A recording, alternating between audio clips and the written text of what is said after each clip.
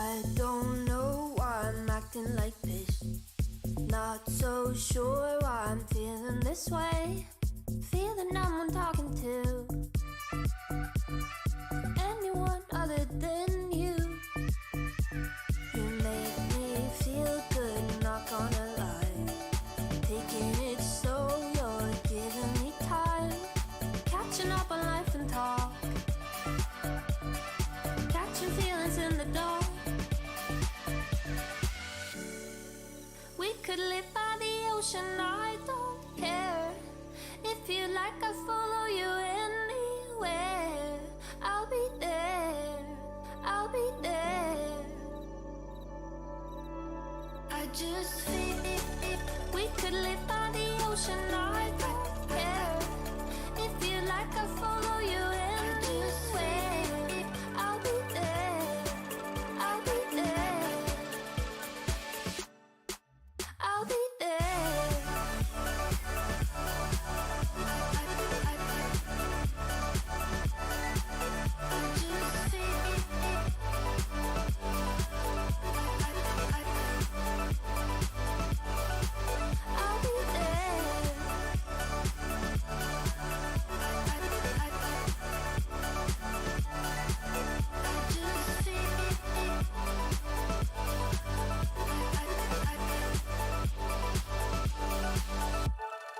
Looking back, it starts to make sense.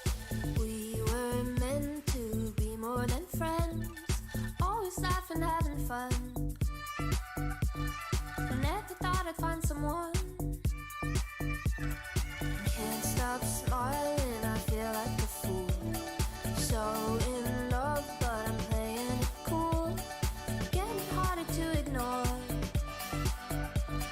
You always leave me wanting more. We could live by the ocean, I don't care. If you like, I'll follow you anywhere. I'll be there, I'll be there. I just feel we could live by the ocean, I don't care. If you like, I'll follow you anywhere. I'll be there, I'll be there.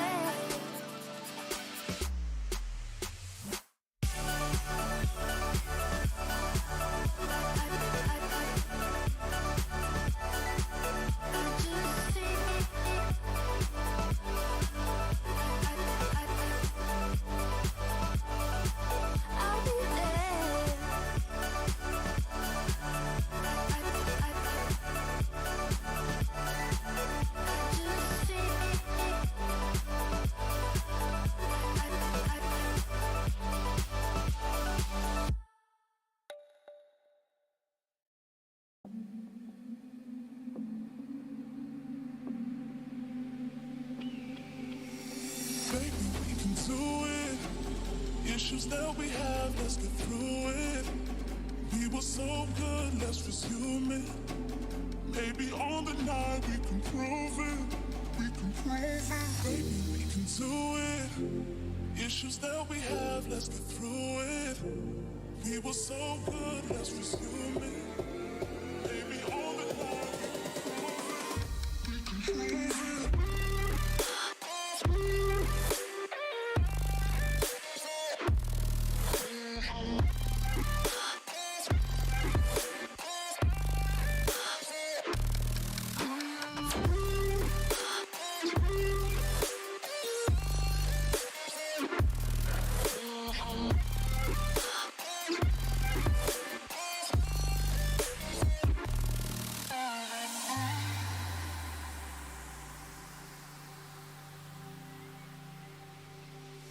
Something's weighing heavy. Created too much pressure, this ain't healthy. We were all good, love was plenty. Now look at the cards, love has stopped me. Love has stopped me.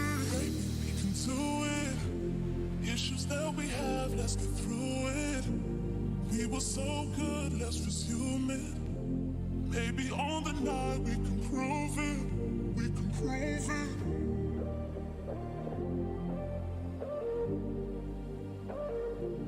We were so good, let's resume. It is True Story by Gradonsky. There we go. I got it right. Pull up a chair. Here we go.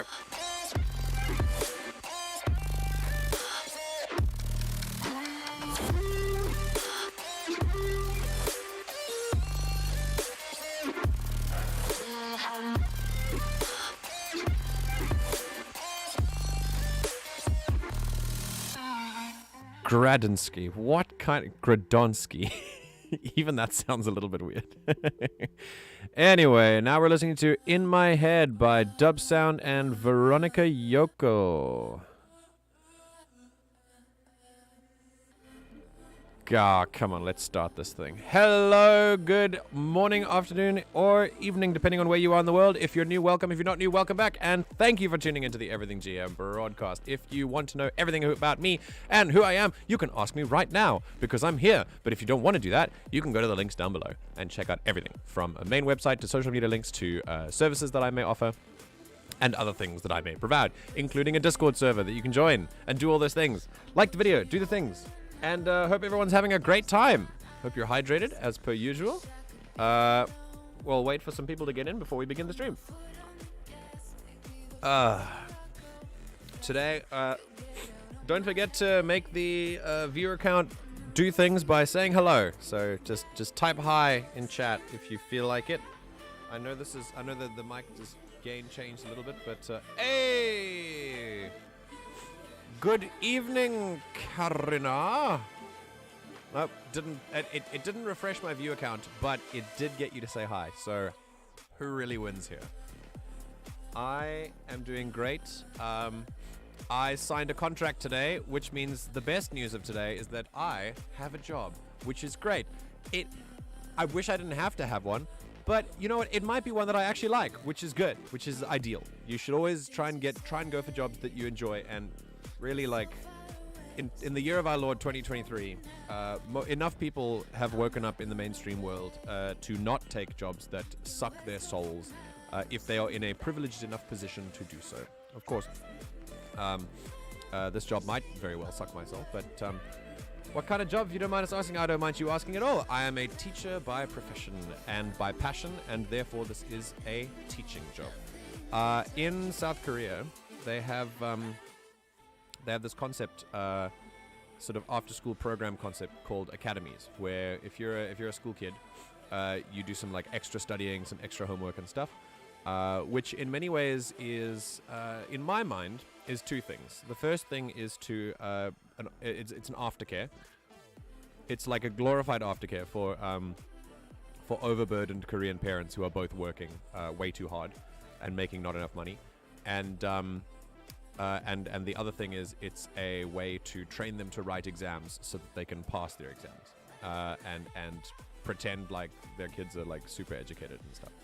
So it's a problem repeating itself all over the world. It's nothing different in Korea. I'm not throwing shade at just Korea in general, but unfortunately that is what the purpose of an academy has become. So what I like to do is, when I get hired to sort of teach at an academy, which I'm here in Korea to do, it's one of the easiest ways to get here as a teacher, is to try and make life a little bit more enjoyable for the kids. So I actually tried to teach and educate and get them to learn rather than study. So that is what I'm going to try and do.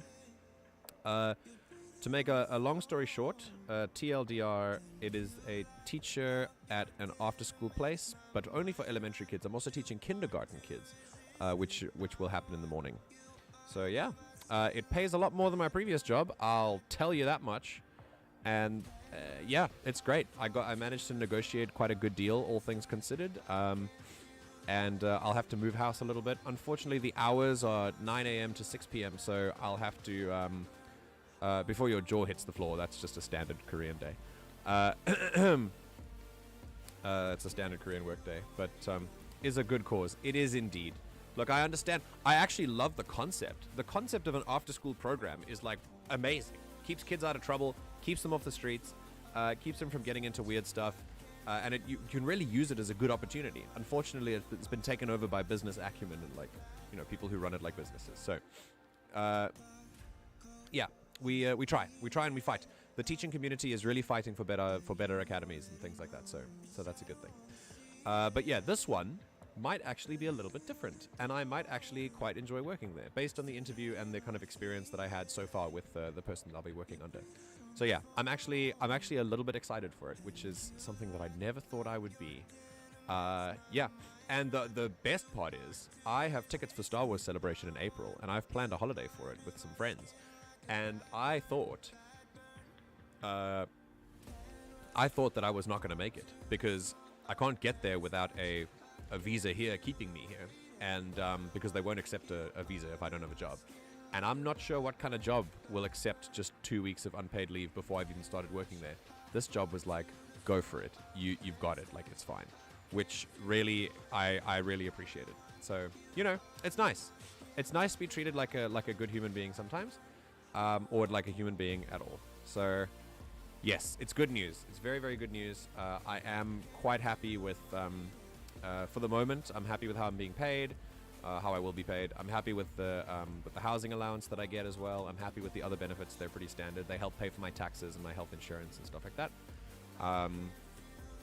And yeah, I'm excited. I start work officially on the 1st of March, but unfortunately, because, like I said earlier, because the working hours are 9 to 6, my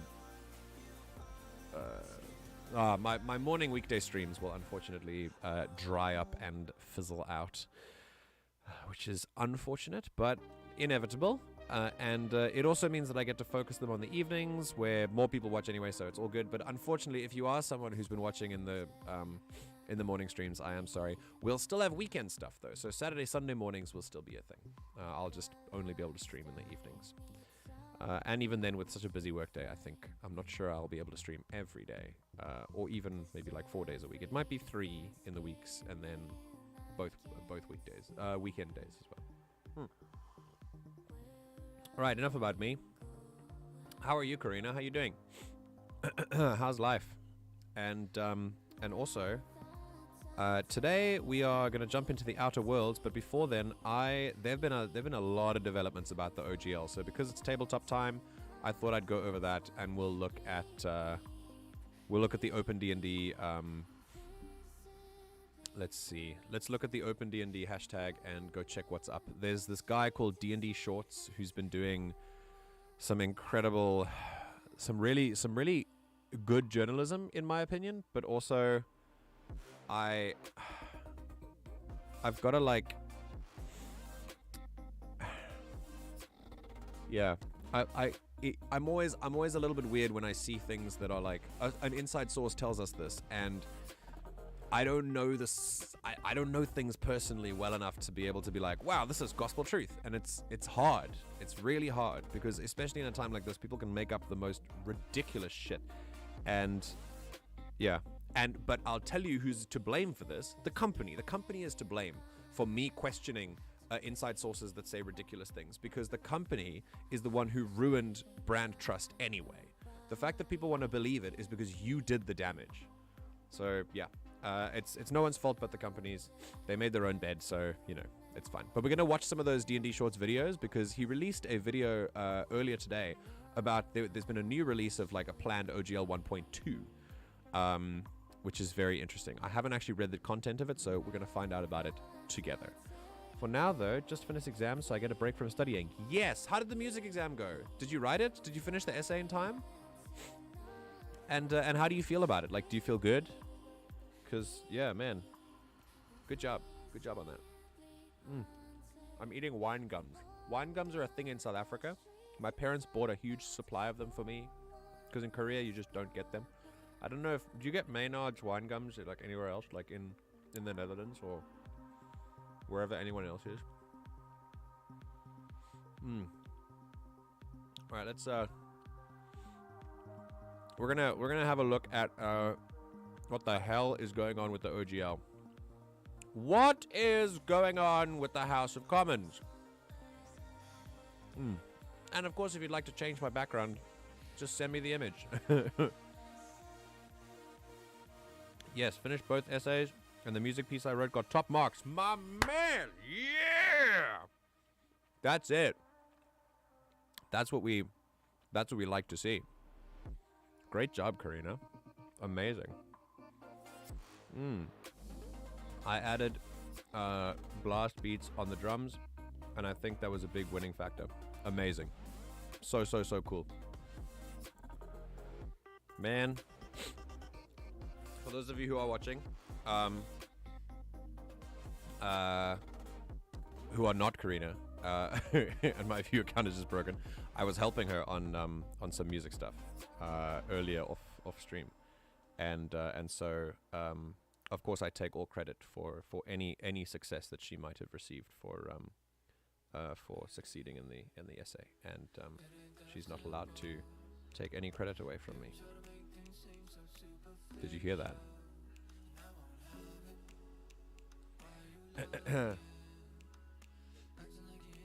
Okay, here we go. Right, let's talk about the OGL, shall we? Alrighty.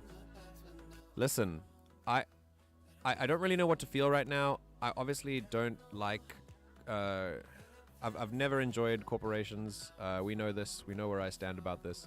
So let's just have a look. So I mean, obviously this is. All right. So D&D Shorts has I did not know. I knew like a few of his videos before this happened.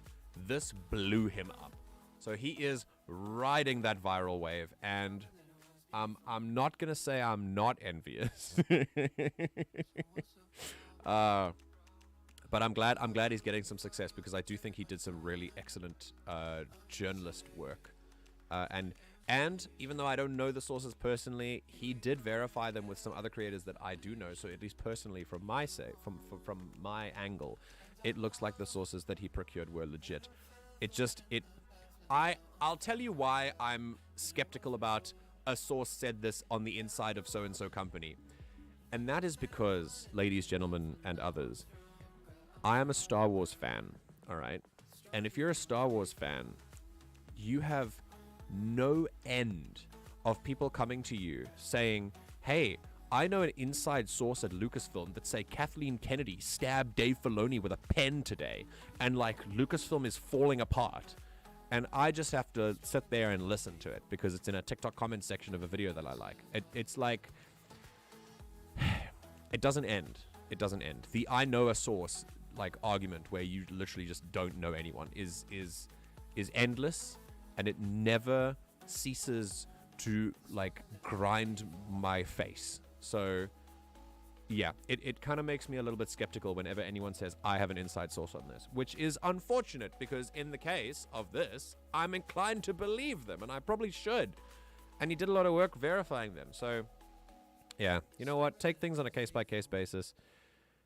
This guy is not one of those guys who are like, hey, I heard that, you know, at Lucasfilm they're putting the sequels in an alternate timeline just so that Dave Filoni can build on his Mandoverse and recreate the sequels, even though The Mandalorian leads up to the sequels anyway and is explicitly stated as doing so. Anyway. Right, let's have a look. So here we go. You are a D&D content creator under OGL 1.2. You are happy. One day, you cross a street without looking. Jaywalking. You have just committed illegal conduct under Section 6F of your OGL license. Is revoked. You are destitute. Your wife takes the dog. You pray for death. Oh, goodness. All right. For real, though, the terms for revoking the license are at the moment too severe and imprecise for the OGL 1.2 to work. It gives wizards the power to revoke for any reason they want, and at the moment there is a clause preventing creators from contesting their decision. Okay. We're going to confirm this in a second. I'm going to look at the official statements from... Oh. I missed Thrawn discourse. In the Star Wars community, there's a lot of Thrawn discourse going on because people think that Thrawn is going to be introduced in the Mandalorian Season 3, which is very interesting. Right, we're going back to Open D&D. And I'm also going to look at D&D Beyond and Dungeons and Dragons. So we're going to go for the Wizards Company, and we'll look at D&D Beyond as well. There we go. So let's look at what they've said, but I'm first going to just check if there's anything interesting down here. OGL 1.2 still needs some things. The license is not expressly royalty free, even though it does not contain royalty language. Okay, so people are talking about how basically the problems are still continuing, right? As I had a very painful reminder of yesterday, remember to take the time to slow down as this OGL stuff develops. Lawyers are on it, but there's a lot of sweet talk in Wizard's statement. As soon as I'm sure I understand what they're doing here, I'll give my thoughts. Yeah. Huge leak from an insider again. It's what we feared. The higher ups despise us, the D&D community. This was like this was a few days ago, so it's not being sorted in like chronological order. But yeah, okay, so here we go. I read something. Oh, jeez, I didn't expect to open like 300 tabs. Okay, here we go. So we're gonna look at yeah, we're gonna look at this stuff quickly, and then we're gonna go to YouTube and watch some of that stuff too. Okay, here we go. Let's go to D&D Shorts if it comes up here. Hey, look, it's me. Here we go. We're just gonna go to him first. Here on Yeah, I know. Right, Wizard's Apology. Yeah, we looked at that one, but this is the video that he was saying like, yeah, guys, it's coming out. Like, I'm doing all the source confirmation and stuff, and it's now out. So let's give it a watch. We'll first look at this stuff. So let's have a look at the official stuff that's coming out first. First from D&D Beyond, because I think they're mostly. Oh no, why did I open this? Here we go. Yes. Oh, yeah. All right. Hey, everyone. Okay, we've seen some questions coming up today about our OGL 1.2 article. Wanted to provide some clarity. Watch this thread for more FAQs on the OGL 1.2 playlist. So 1.2 is a new OGL coming out to try and protect D&D from going under entirely, because they've lost like 50,000 D&D Beyond subscriptions, which is just wonderful. We love to see collective action. Oh, that was good. Okay, we would also love to hear your thoughts on the playtest survey. All right, so I'm going to talk about this quickly. I would like to inform all viewers watching now or watching later of something that happens a lot when companies. It's called controlling the conversation, and it's there's a saying that says if you can't control the conversation, control the medium. And so what Wizards are trying to do is move the platform of the conversation from social media, where they cannot moderate or vet it or control it in any way, to D&D Beyond and Wizards surveys, which they can moderate and control as much as they want. You could, if you type things into a survey, they could receive the survey and throw it away without ever reading it. I've been told that happens sometimes. And because of that, it's really, really important to keep talking about things on a public platform. Don't let them bring you into it in-house. And if anyone tries to do this again for you, like for whatever thing you enjoy doing, or if a company's trying to screw you over in some way, just remember, when they try to tell you to submit internal complaints, don't listen. Do one, but keep the conversation in public as well, so that they have nowhere to hide, and they cannot hide your stuff either. All right, so here we go. We'd love to hear your thoughts, blah, blah, blah. There's great feedback. Can you tell how their tone is back? Like their tone of voice. Like, hey, we're just a friendly company. We're just like you. It's back to the way it was. They're trying to pretend like nothing happened. Oh, yeah. Anyway. We're calling this a playtest draft because it's a known term in the D&D community. What we mean is we'll make changes after we hear your feedback. The OGL 1.2 survey will be available on Friday. Blah, blah, blah, blah, blah. All right. So there's just a lot of stuff here. I'm going to look at rather here. All right. We've seen some questions coming up today. Watch this thread, and here we go. The Creative Commons license we refer to in our article can be found here. If you have an OGL 1.8 project in development, continue developing under OGL 1.0a as we get feedback on 1.2. We hope you'll see that publishing under 1.2 will be suitable for your TTRPG product, hopefully better. If you think it's not, we want to know in the survey. This does not say that 1.0a will still apply. They're saying, we hope that you understand that we're going to force you to do 1.2 anyway, And we also hope that you will not hate it so that you will want to sign it more, because if we force you to sign it and you really don't want to sign it, that's a little bit more difficult for us. But we'll make you do it anyway. There's no language in here that says you can do it under the OGL 1.0a. We'll look at the statement as well. Yeah, okay, this is just stupid PR stuff. I want to look at statements. Statements are also PR stuff, but you know. Okay, so there were a few things here. There was, over the past week, this stupid thing. And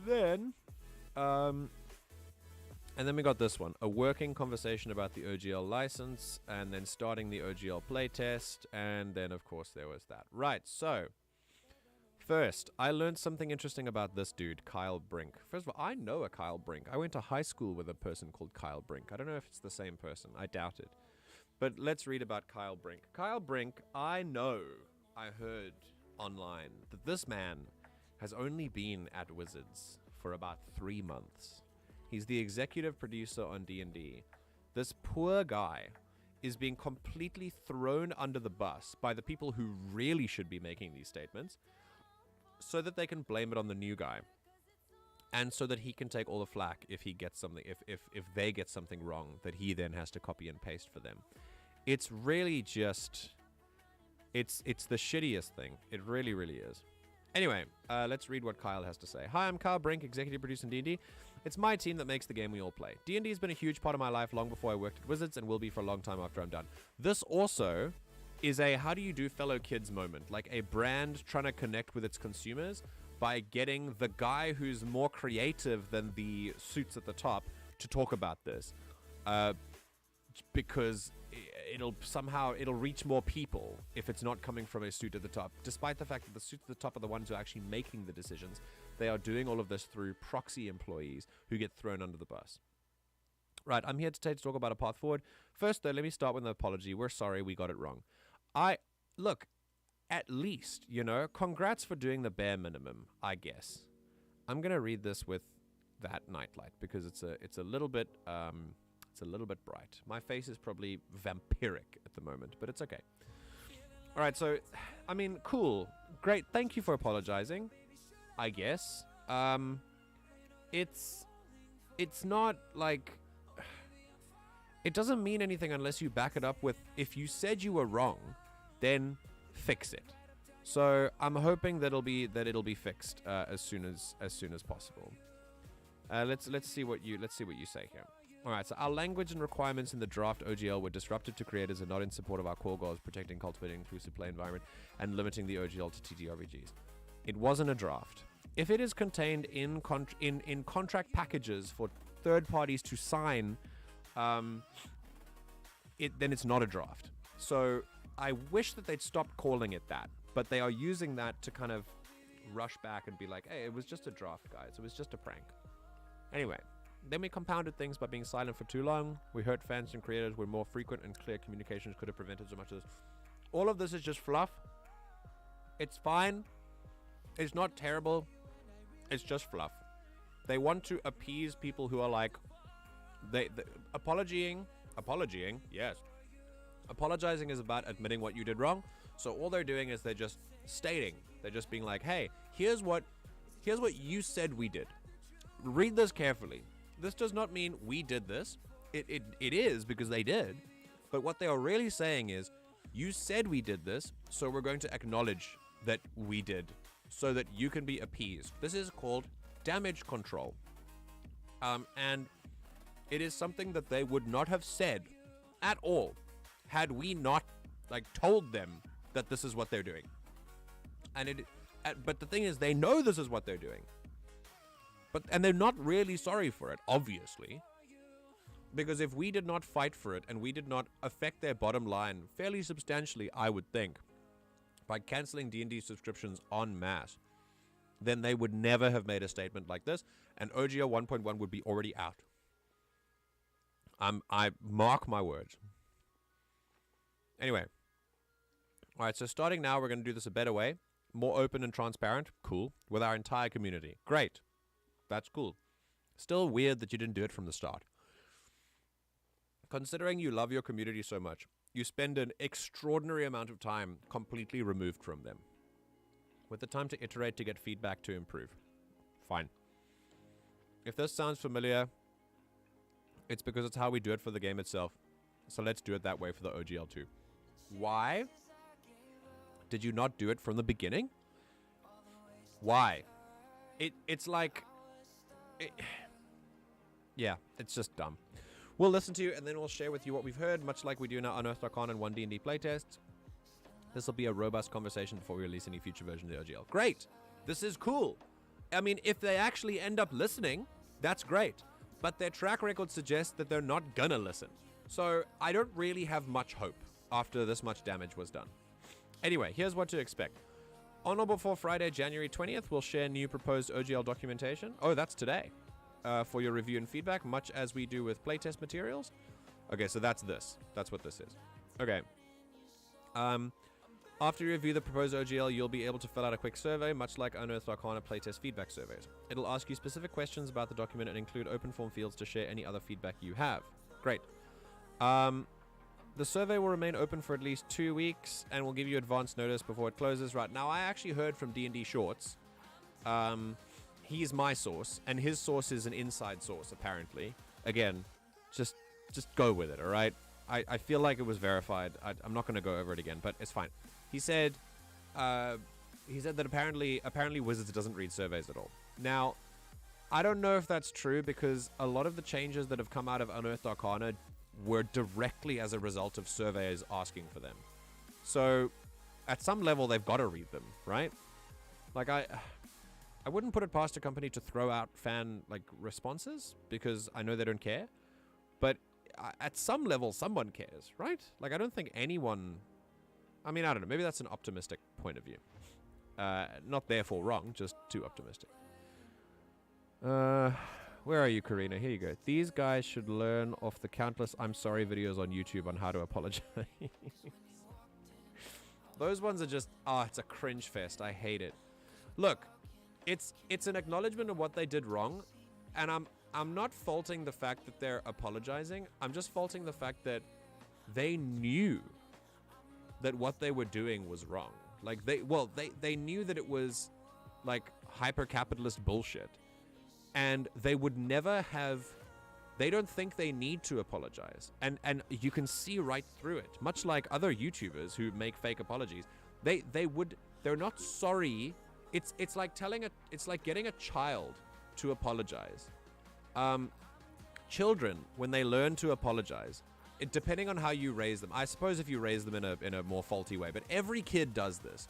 And then, when they don't get taught the right way to apologize, or the right feelings to have when they apologize, they end up being adults who apologize like this. They are not sorry because they did something wrong. They are sorry because they got caught doing something wrong. That's the only reason they are sorry. It's like it's like a little kid stealing cookies. Like, hey kid, say sorry for stealing cookies from your parent. And the kid says sorry. And then you move on. And you say nothing else. That kid is only saying sorry because they got caught. Not because they actually stole the cookies. They don't care. Because if you didn't catch them, they would have stolen them and been very delicious. Yeah. Alright, so here we go. Finally, you deserve some stability and clarity. We're committed to giving creators both input into and room to prepare for any update to the OGL. Fine. Also, there's a ton of stuff that isn't going to be affected. So, we'll lay out all the areas that this conversation won't touch. Any changes... This is the interesting part. Any changes will have no impact on at least these creative efforts. Your video content. Whether you're a commentator, streamer, podcaster, live play cast member, or other video creator on platforms like YouTube and Twitch and TikTok, you've always been covered by the Wizards fan content policy. The OGL doesn't and won't touch any of this. If that's the case, then we don't care about it. So, and it was never even in the OGL 1.1. So this seems like it's the start of fluff and like just more damage control. Just like, hey, have this. Even though you didn't care about it, just have it. Your accessories for your own content. No changes to the OGL will affect your ability to sell minis, novels, apparel, dice, and other items related to your creations, characters, and worlds. Okay. I mean, sure. Non-published works, for instance, contracted services. You use the OGL if you want to publish your works that reference 5th edition content through the SRD. That means commissioned work, paid DM services, consulting, and so on aren't affected by the OGL. That's nice. That's what I offer. I offer consulting. All right. VTT content. Any updates to the OGL will still allow any creator to publish content on VTTs and will still allow VTT publishers to use OGL content on their platform. This is good. I like this. I'm glad they mentioned it. Now we can hold them to it. It's a public statement, and we can point back to this, and so many people have screenshots of this, if they ever try to do other things. Because VTTs were one of the things that was like a big worry, I remember. Especially for me, because, I don't know, I use Foundry. Foundry's freaking great. As a VTT, it's like the best one, in my opinion. So, except for this new one I found yesterday that actually feels like it could be better in some ways, called One More Multiverse. I'm willing to be an ambassador. If there's anyone from One More Multiverse who stumbles onto this VOD, no matter where you are, I don't know how you found this minute, but hello. I would like to make some money. No, actually, I just like to advertise because your project looks amazing. Okay. DM's Guild content, fine. OGL 1.0a. Okay, here we go. Nothing will impact any content you've published under OGL 1.0a. That will always be licensed under OGL 1.0a. And they breathed a sigh of relief because this should have been confirmed and clear in the first one. But of course it's not, and it's actually the opposite is directly stated. All right, here we go. More wine gums. I need it. Here, please have some more. Oh, Jesus, you have lots. All right. Your revenue. There will be no royalty or financial reporting requirements. Good. That's what I want to see. There we go. I'm sorry to Kyle Brink that this poor 3-month employee has to be the bearer of this stuff. This man was probably sweating at his keyboard when he typed this. But listen, that's good. That is, in a statement in itself, good. Not good for the company, because they still did the shitty thing before. Good work, us. Good work, community.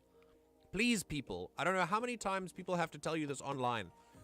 The way, and in theory, or you can read theory as well, the way to make a change is through collective action. Collective action got that there. Not the company having like a weird epiphany and deciding, oh, maybe we screwed up. It was collective action, and collective action only. Please don't forget that. Right, your ownership. You will continue to own your content with no license back requirements. Great. That's all from me now. You'll hear from us on before Friday, blah, blah, blah. Okay, again, they're trying to cover themselves, calling themselves like a draft OGL or whatever. But this. These are the 3 that I was concerned about. And I'm happy that it is at least mentioned in a public official statement. So we can go back to it when they break it. And we can... And we can look at that. Okay. With that said, thanks, Kyle. Let's now go here. Who wrote this one? Hey, Kyle. All right. I could have seen it here. All right, so this is now the OGL playtest. All right. So here we go. For over 20 years, thousands of creators have helped grow the TTRPG community using a shared set of game mechanics that are the foundation for their unique worlds and other creations. Hold on a sec. Let's turn that down a little bit. Right. We don't want that to change, and we've heard loud and clear that neither do you. So we're doing 2 things. What do you mean you don't want it to change? Like, but you did though. You literally tried to change it. So I don't. Can huh? Like, I've run out of words. All right. Oh, we've heard loud and clear. Well, okay. I don't think we could have been any louder or clearer, to be quite honest. Anyway, so we're doing 2 things. We're giving the core D&D mechanics to the community through a Creative Commons license. Cool. Let's read that. Amazing. We're going to read this immediately. No, go. Right. Creative Commons. It lets you share the work. We're going to look at this from a lawyer perspective, because I got that knowledge. I'll share it with you. Alright, which means they're fully in your hands. Wonderful. If you want to use quintessentially D&D content from the SRD, such as Owlbears and Magic Missile, OGL 1.2 will provide you a perpetual, irrevocable license to do so. Good? Good. They're missing a few words in there, though. Remember when they said, like, you give wizards a non-refundable, non-licensable, blah, blah, blah, blah, blah, blah? Like, they used, like, 6 or 7 terms. They've only got 2 in here, which means, where are the other 5, wizards? Why aren't you being as thorough here? Anyway, Creative Commons is a non-profit dedicated to sharing knowledge. Oh, gee, amazing. Incredible that we have to have, like, this, rather than, we just share knowledge. Why can't we just share knowledge? Anyway. And it developed a set of licenses to let creators do that. The Creative Commons license we picked lets us give everyone these core mechanics. Forever. Good. Okay, because we don't control the license, releasing the D&D core rules under the Creative Commons will be a decision we can never change. I like this. I like it because Creative Commons is a different company. It's like a different organization. So Wizards, it might be harder for Wizards to actually change things under a Creative Commons license. So, you know what? Fine. Step in the right direction. You know, maybe D&D Shorts will tell me I'm wrong, but we're going to watch him later. Right, let's talk OGL 1.2 and the important ways it's different from 1.0a. First, it allows us to address hateful content. That's good. I like that. I just, without, like, unconditionally, I just enjoy that. Second, it only applies to published TTRPG content, including on VTTs. Okay. I mean, fine. You did say that VTTs would not be affected in the previous statement, so I'm weird about this one. Third, this license specifically includes the word irrevocable. Great. Cool. It doesn't include the other ones you used when you were talking about the license that Wizard has over everything else, but, you know, what can you do? What's not in there? There's no royalty payment. Good. No financial reporting. Good. No license back. Good. No registration. No distinction between commercial and non-commercial. This is very interesting. This means that the stuff that you make for profit and the stuff that you make for your home games, will be treated the same, which is actually very interesting if true, and I'd be in support of that because that's just what it should be. The sharing of knowledge.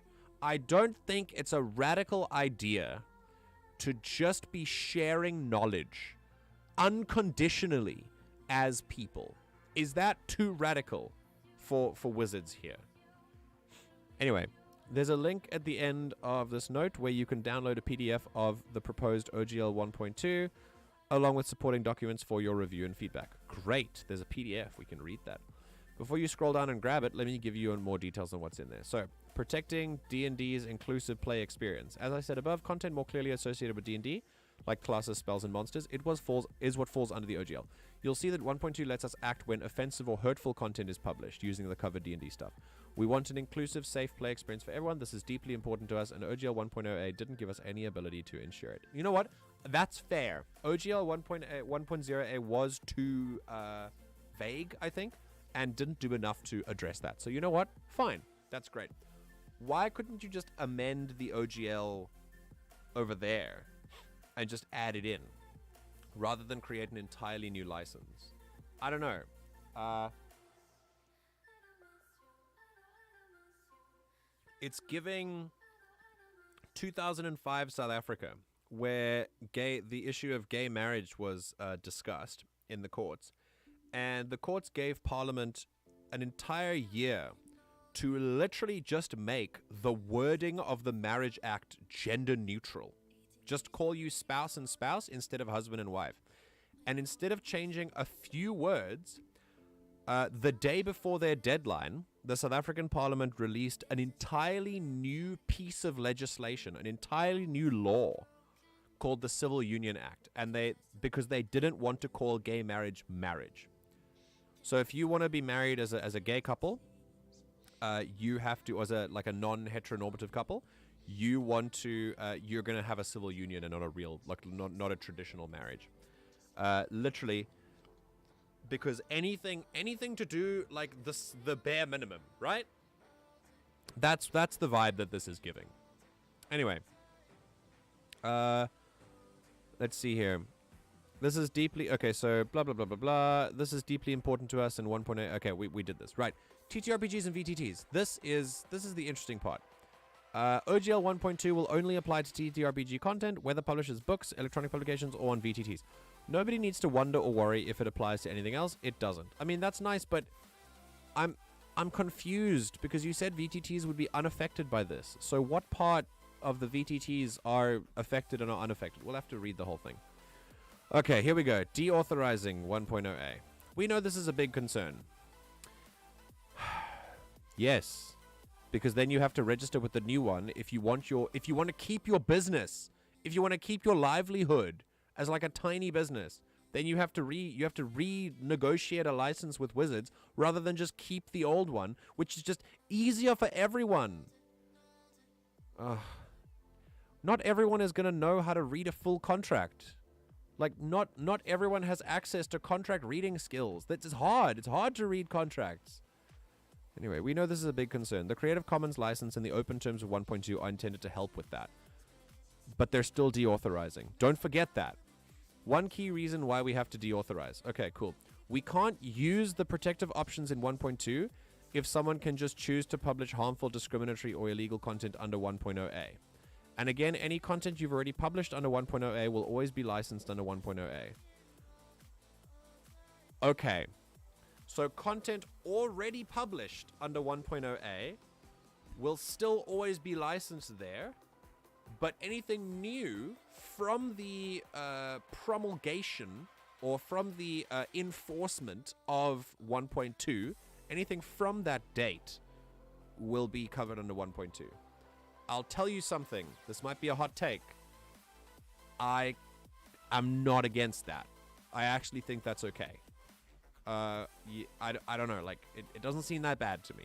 Because I think one of the biggest problems was that people under 1.0a didn't have to, like, get a new license for the content they were already making. So they don't have to, because the content they've made is there. It's good. I actually don't hate that. I think it's a cool decision. Yeah. Okay. We will have to read 1.2 to see exactly what it says. But so far, that's actually not bad. Very limited license changes allowed. Only 2 sections can be changed since 1.2 is live. How you cite Wizards in your work and how we can contact each other. We don't know what the future holds or what technologies we'll use to communicate, so we thought these 2 sections need to be future-proofed. Okay. Oh, right. So this protects... basically, they're saying that OGL 1.2 will operate in perpetuity. In other words, forever. Except for how you cite Wizards and how we can contact each other. And that is apparently just so that they can... Just in case the methods of technology change. In case we start communicating via holograms. I mean, literally. Like, that is what they're thinking of, I think. Okay, for completeness, let's sum up what else is in there. Virtual tabletop policy. Oh, cool. Right, here we go with VTTs. We'll continue to support VTT usage for both OGL creators and VTT operators. The virtual tabletop policy spells this out. Ownership disputes. You own your content. You don't give Wizards any license back. And for any ownership disputes, you can sue for breach of contract and money damages. Interesting. Versus holding up products other players are waiting for while we sort it out. Now, listen, this is a lot of power to put in contract signers. Like, that's very interesting. I want to know how that plays out. Giving power to sue under content that Wizards has made is pretty weird. I'm not gonna lie. That's a pretty weird move from Wizards. Like, weird good, because if we have that much power, that's a good step. I'm very skeptical, and yet at the same time, I'm kind of seeing some good things. So I really don't know what to feel. I'm just kind of reacting to this live. Okay, no hateful content or conduct. Yeah, that's should be obvious. That's fine. Create a product badge. You'll have the option to include a badge on your OGL works. That's interesting. Okay. Right, here's the open game license. Let's have a look at that. Right. Overall, what we're going for is giving good faith creators the same level of freedom to create TTRPG content that's been so great for everyone while giving us the tools to ensure the game continues to become ever more inclusive and welcoming. Right. We're very interested to read your thoughts. Our team does a great job compiling all the playtest feedback for us in a comprehensible way to reflect and act on, so I'm confident they'll do the same here. Blah, blah, blah, blah. This is not important for you, don't worry. Alright, provide your feedback. Survey. D&D is my life's hobby because I'm fundamentally a co-op gamer. Let's tackle this together. Kyle Brink. Listen, Kyle, I don't know if you wrote this fully or if someone like made you write this. If you've just joined the stream, I feel like some people have just joined the stream. The point of using Kyle Brink here is because he's only been working at Wizards of the Coast for like 3 months. They're trying to pin it on the new guy, essentially. They're trying to give the new guy all the responsibility so that they don't have to bear it. And so I don't know if Kyle wrote this, but you know what? He's only been here 3 months. I'm inclined to be like, you go, Kyle. Good luck dealing with this shitstorm. Right, let's look at Creative Commons. So far, I'm not hating this as much as I would. I'm still skeptical as hell because nothing is set in stone yet. And there's still some stuff that's like they hit the big three for me, which was royalties, a license, a non-registrable license or whatever, and OGL deauthorization. And they're deauthorizing it in an interesting way, only making it deauthorized for future content created under 1.2, not content that's already been created under 1.0. You don't have to relicense everything you've ever made for D&D. So, yeah, it's not terrible, all right?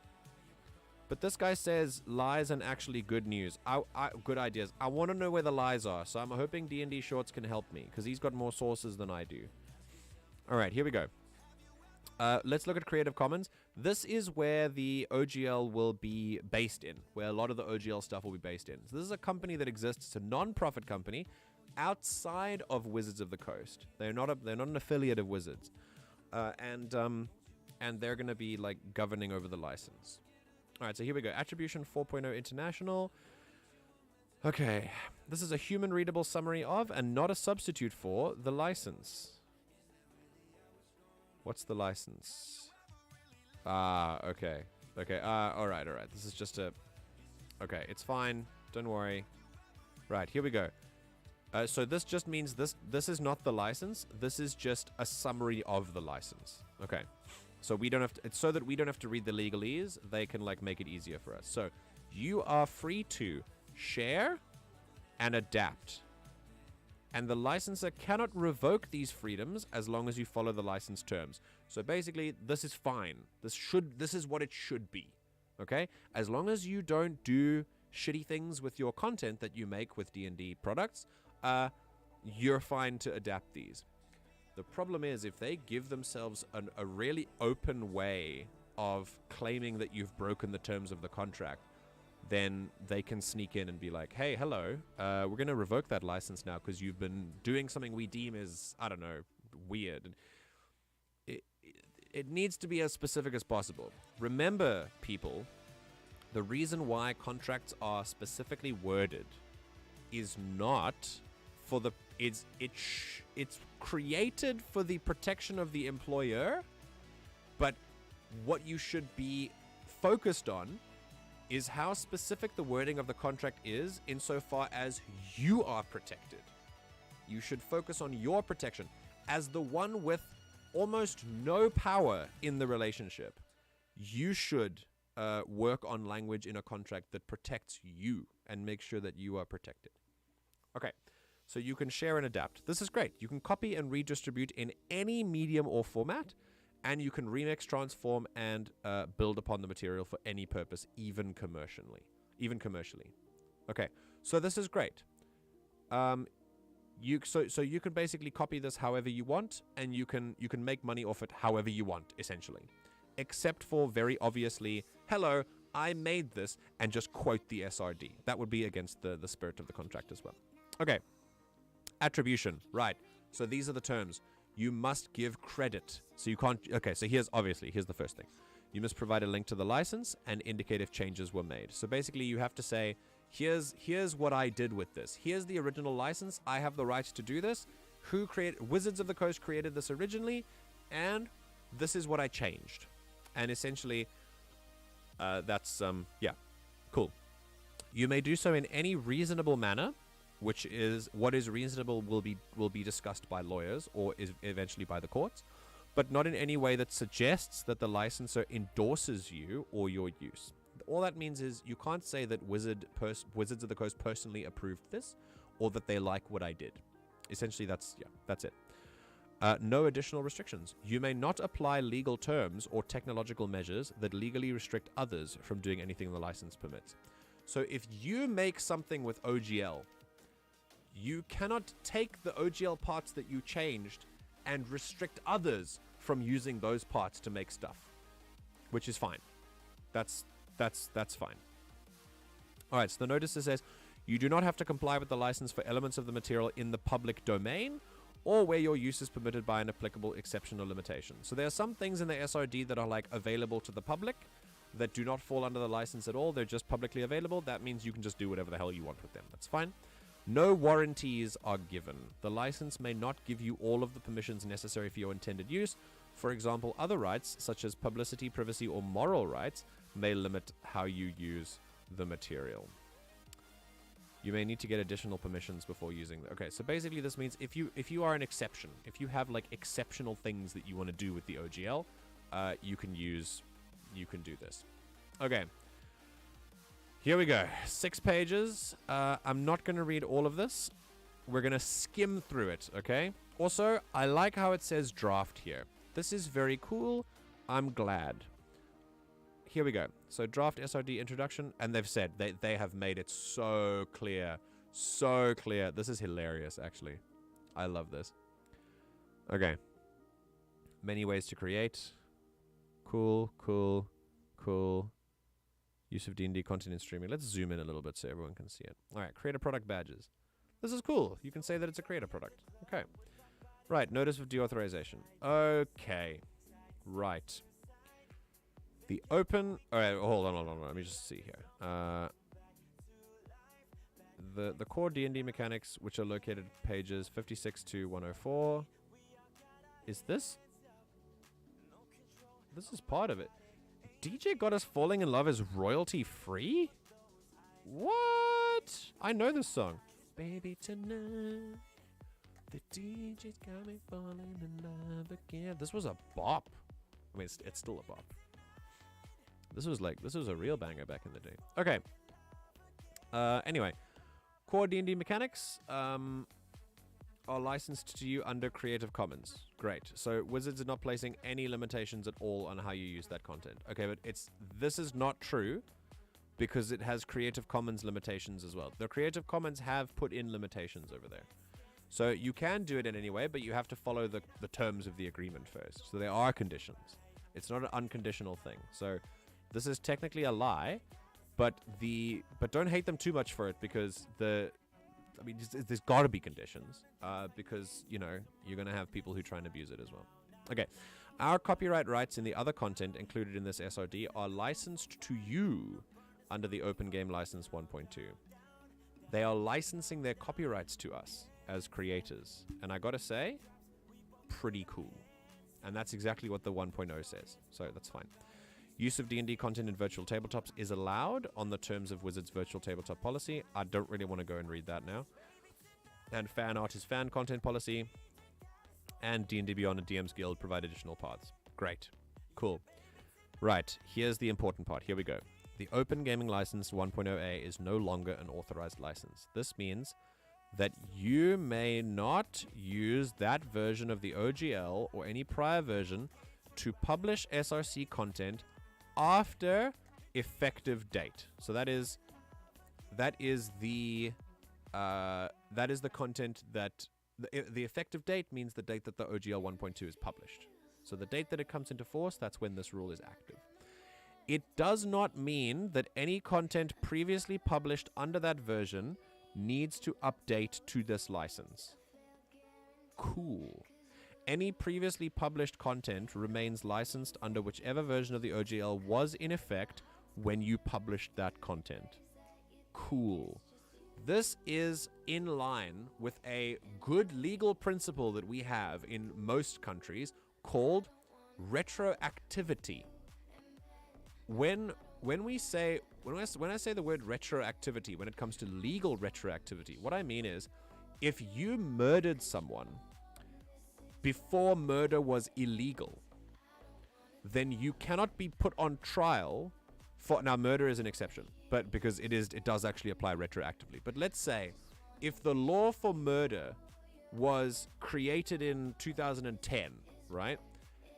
And it says, and it doesn't say in the law that it's retroactively applied, then if you murdered someone in 2009, you can't be tried for murder because the legal definition didn't exist in that time.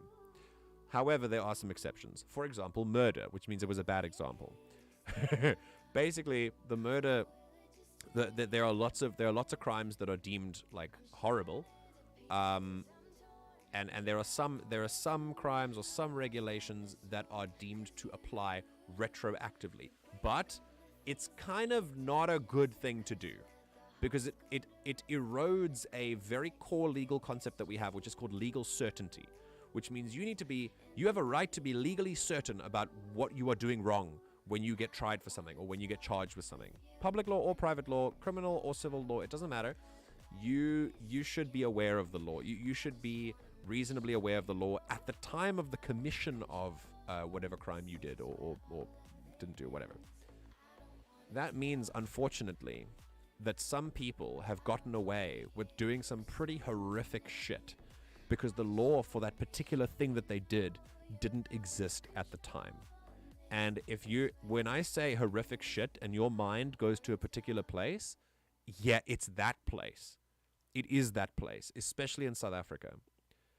In South Africa, there was a law for a certain thing, a pretty horrific thing, that was only updated to involve other subtypes of that thing in, was it 2008? Or it was an embarrassingly short time ago. It really, really was. And I can't remember exactly where, but yeah. So all this to say, this is in line with the principle of retroactivity and legal certainty. And we like it. It's a good thing because it protects us. Good. Here we go. Right, ICE license, whatever. Okay, licensed content. Our licensed, our unlicensed.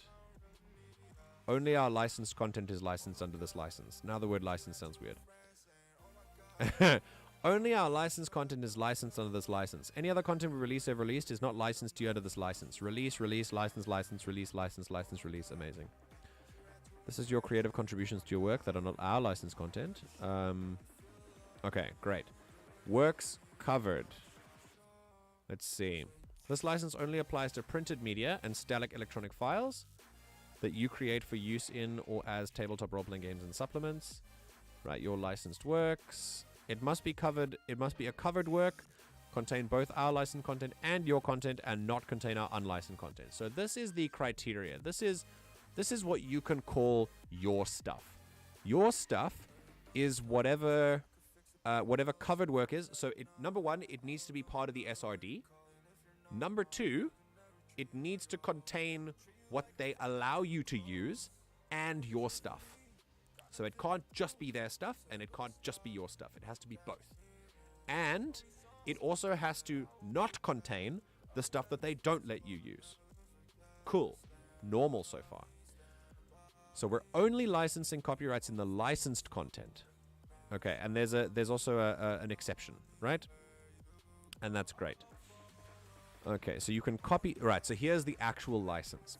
You may copy, use, modify, and distribute our licensed content around the world as part of your licensed work. Copy, use, modify, and distribute is pretty cool. Okay, so that essentially means that you're a copyright holder in the stuff that you make under the OGL. It's a good thing. This is a good thing.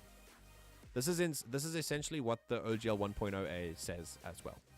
Okay, this license is perpetual, so never ending. It has no set end date. Perpetual means in perpetuity, forever. Non-exclusive. Non-exclusive means you can. There's no limitations. Meaning that. Oh, and it's also not limited to you. Meaning we may offer others a license. Oh, cool. They say it as well. All right. And irrevocable, meaning that content licensed can never be withdrawn from the license. So once it's done, once you've licensed your work, there's nothing they can do about it to unlicense it, which is good. It's irrevocable or irrevocable, depending on how you pronounce that word. But it's a good thing. This is a good thing. Okay. It also cannot be modified except for the attribution provisions of Section 5 and Section 9A regarding notices. Now, I kind of want to have a look at these sections now, but we'll get there. We'll get there. This is only this is 3 pages, which is fine. It's not a hefty document. I've read much worse. So far so good. I hope that everyone is still okay with this. As far as I can see, only 2 people are here, which is great. I hope you guys are like finding that you're learning things from this. And if you play D&D or if you like playing D&D, this will be important for you going forward. So it's good. Okay. What you own. Your license works are yours. They may not be copied or used without your permission. Okay. And here's the thing. Remember when we said, like, you can sign... Hold on a sec. Here we go. Remember when we said, like, you can... When you sign a contract, you give Wizards your permission to use this. That's only when they had a license to own your stuff. I haven't seen that yet. So if it's not in this contract, then this applies in a good way. Which is good. It means that Wizards essentially needs to ask you before they use stuff. And if they don't, you can sue them for a lot of money. And get paid. Okay. You acknowledge that we in our licenses might independently... This is what they wanted to do when they... This is like the standard business reason why such a clause is included. Why it's like... Wizards owns the stuff you create or whatever. They're going to steal our stuff. They might, but it's not really what that's for. It's for this. We, as Wizards, because Wizards also makes D&D content. If Wizards independently comes up with similar content to something that you create, then that can happen. Because it's D&D, right? How many people have created, like, variations of like a psychic class, you know, with mechanics that are similar? It can happen, and they are like Wizards creates content itself, so that's what the original clause was for anyway. But I'm glad that it's being added as a caveat to the main clause, which is you own the stuff. Good. If you have a claim that we breached this provision, or that one of our licenses did in connection with content they licensed from us, any such claim will be brought only as a lawsuit for breach of contract and only for money damages. So that means that you can get damages and you can sue for breach of contract. You can get paid, you can sue for breach of contract if that happens. Obviously, you're not guaranteed to win the lawsuit, but at least you can. You expressly agree that money damages are an adequate remedy and that you will not seek or be entitled to injunctive relief. We'll get to that, because I forgot what this means. In any such... But they're basically... What this is doing is limiting you in how you can sue them. They're saying you can only sue us for breach of contract and for money. In any such lawsuit, you must show that we were knowing and intentional about copying you. Great. Access and substantial similarity will not be enough. Now, to be quite honest, they can't really... I'm not convinced that they can actually, like, define parameters of lawsuits in contracts. I'm not sure about that one. Don't quote me. None of this is legal advice, by the way. I'm not qualified to give it. I just have a degree. That's all. But I'm not a lawyer. But what I do know is contracts. So let's see here. I want to know what injunctive relief is, because I forgot it. Injunctive relief. What does injunctive relief mean? Is a remedy which restrains a party from doing certain acts. So, if they copy you, you can only sue them in terms of breaching the contract, and you can get money for damages for encroaching on your copyright. However, you can't make them do anything beyond that. Now, whether this will apply for any action whatsoever remains to be seen. Because if it is going to be just any injunctive relief at all, then it means that you can't actually stop them from making the thing. They'll just pay you compensation for stealing your idea, and then you can't get injunctive relief for like making them stop making the thing that they were going to make anyway. If it's taken to its worst, I have a sneaky suspicion that's what they could do. But I'm not going to assume, because I think part of the breach of contract, one of the remedies for breach of contract, I'm gonna say right now, considering one of the remedies for breach of contract is restoration of the contract and you keeping your original content, I'm gonna say that's the only like injunctive relief, quote unquote, that you're allowed to claim for. And even that's not technically injunctive relief, it just falls under breach of contract. So far, it's still okay. It's not like, it just means you can't make them do anything else. And that's it. Right.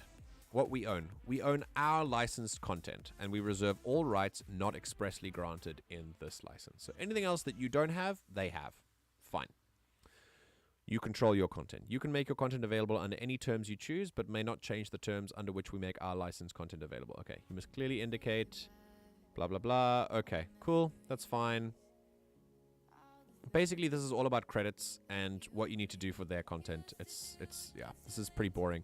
If any license you offer to your license work is different from the terms of this license, you must include in the license work the attribution. Yeah, it's just about crediting. Fine. Warranties. You are over the age of majority. Okay, yeah. In order to use OGL content, you need to be over 18, and you need to be over whatever age makes you not a minor in your country. So for Korea, it's 20, or international age 18. South Africa 18. America 18. I don't know what legal majority is there, because like driving and drinking is all different, and yeah. Anyway, you have the power and authority to enter into this license. Fine. Your license work do not infringe any third party's intellectual property. Fine. So you can't plagiarize anyone else. You will not state that your licensed works are endorsed with us. Okay, you can't say that this is a Wizards of the Coast product, which is fine. And no illegal conduct and no hateful conduct. Good. This is all fairly straightforward. Great. And modification, and like how do you give credit? Like that's fine. See, this is section 5. This is how you need to credit things. This is section 5 here.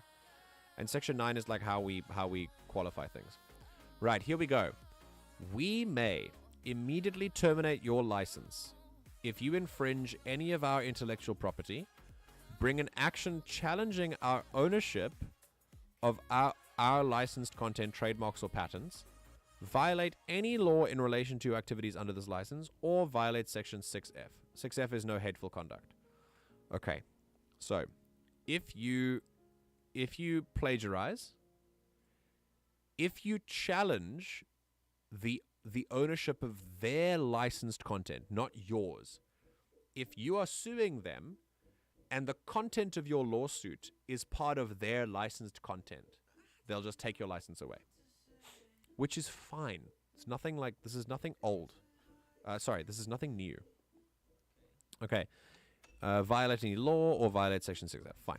We may terminate your license if you breach any other term in this license and do not cure it within 30 days of notice. So, if you breach the contract, you have 30 days to unbreach, or they will take the license away. Cool. I mean, I don't know. It's as good as it can get. I don't see a problem with this. Disclaimer of warranties and limitation of liability. Okay, so this is an as-is clause. They're basically giving you the content without modification. So they're basically saying, see this content that we give you, this content is yours. You just take it as it is. So if there's something else wrong with it or anything, it doesn't matter. This is the content you have. It's called an as-is clause. In South Africa, it used to be called a voetstoots clause, which is part of Dutch law, interestingly enough.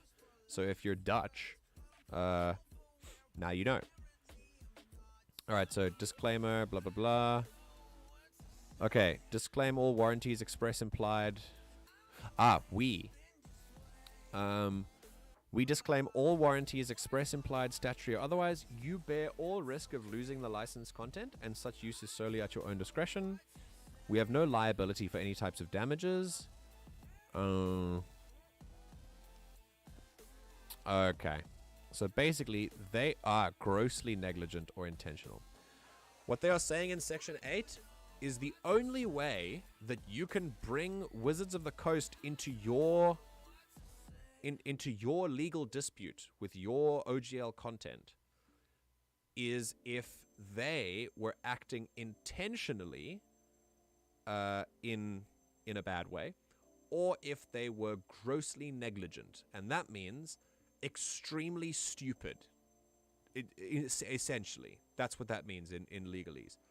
The grossly part means extremely, and negligent means dumb. So if they were being stupid to a serious degree, then you can like bring them into your legal dispute.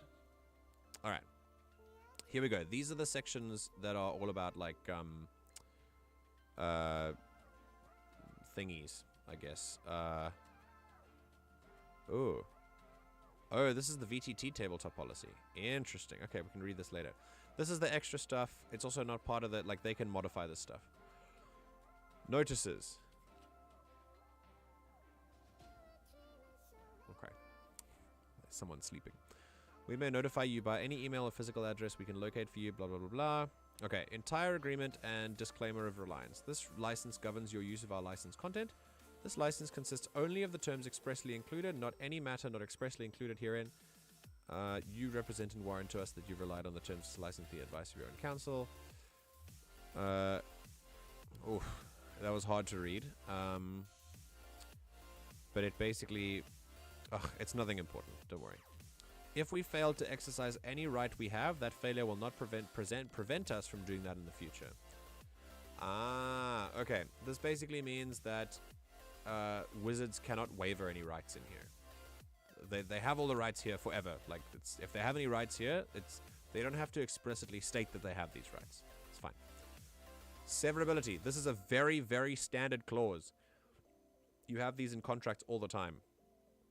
So that basically means that you can sever part of the contract from the rest of the contract. So usually what some people do, if there's no severance clause, you can say, hi, part of this contract is invalid, so therefore the whole contract is invalid. A severance clause means that you can take that invalid part out of the contract and deal with it separately, and the rest of the contract still operates normally. This is very normal. Governing law, blah, blah, blah. A state of Washington. So the laws of the state of Washington. Great. Headings and footnotes. Waiver of jury trial. And here we go. This is interesting. This is something purely to protect them. This is not about you. This says you will never go to court about this. Never. You're not allowed to go to court about this. We and you. So, to be fair, it can protect you sometimes as well, because lawyer fees for court are very expensive, but it's mainly to protect them. Basically, they say that you cannot go to court with an issue about this. You have to settle it out of court with money. And they also cannot take you to court about anything. They will settle it with you out of money as well, out of court. You waive a right to a jury trial of any dispute, claim, or cause of action related to this license. Fine. All right, so VTTs. Displaying static SOD content is fine. You can put the text of Magic Missile up in your VTT and use it to calculate and apply damage, and automating Magic Missile's damage to replace manually rolling it is also fine. The VTT can apply Magic Missile's damage automatically to your target. Hit points. You do not have to manually calculate and track the damage. What isn't permitted are features that don't replicate your dining room table storytelling.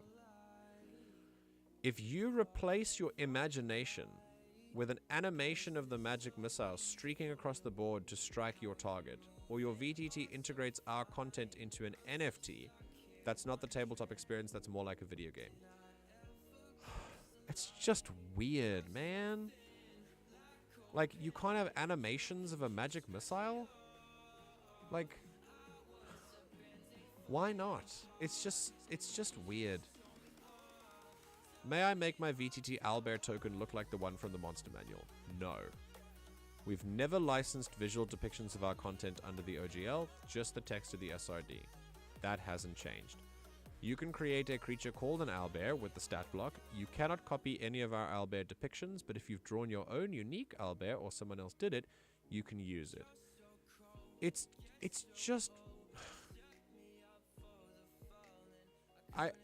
I know this is necessary for like copyright protections under a capitalist organization of the economy. It's just all dumb. And this is where I stop talking like a lawyer and I talk like a socialist, because it's just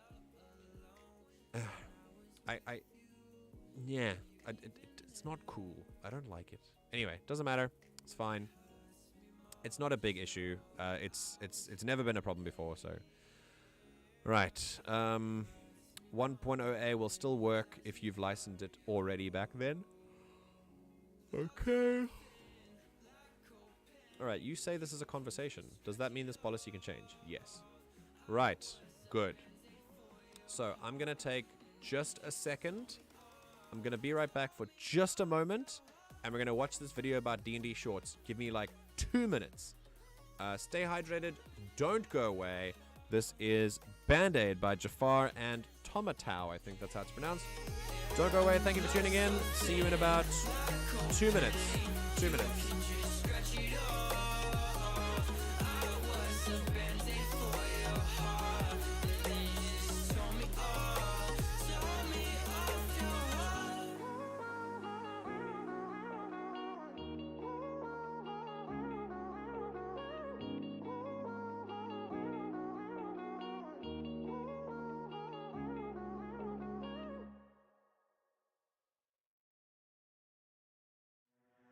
Why'd you have to make this so damn personal? I can see the demon in your eyes. You should know I never tried to hurt you. Can't believe the tears I've made you cry. Murder on the dance floor, murder on the dance floor. Who do? Shouting out our flaws, do we ever tie? Kisses on the dance floor, kisses on the dance floor. We're through, or are we aimlessly just holding on for life? We're caught in a house fire. Are we being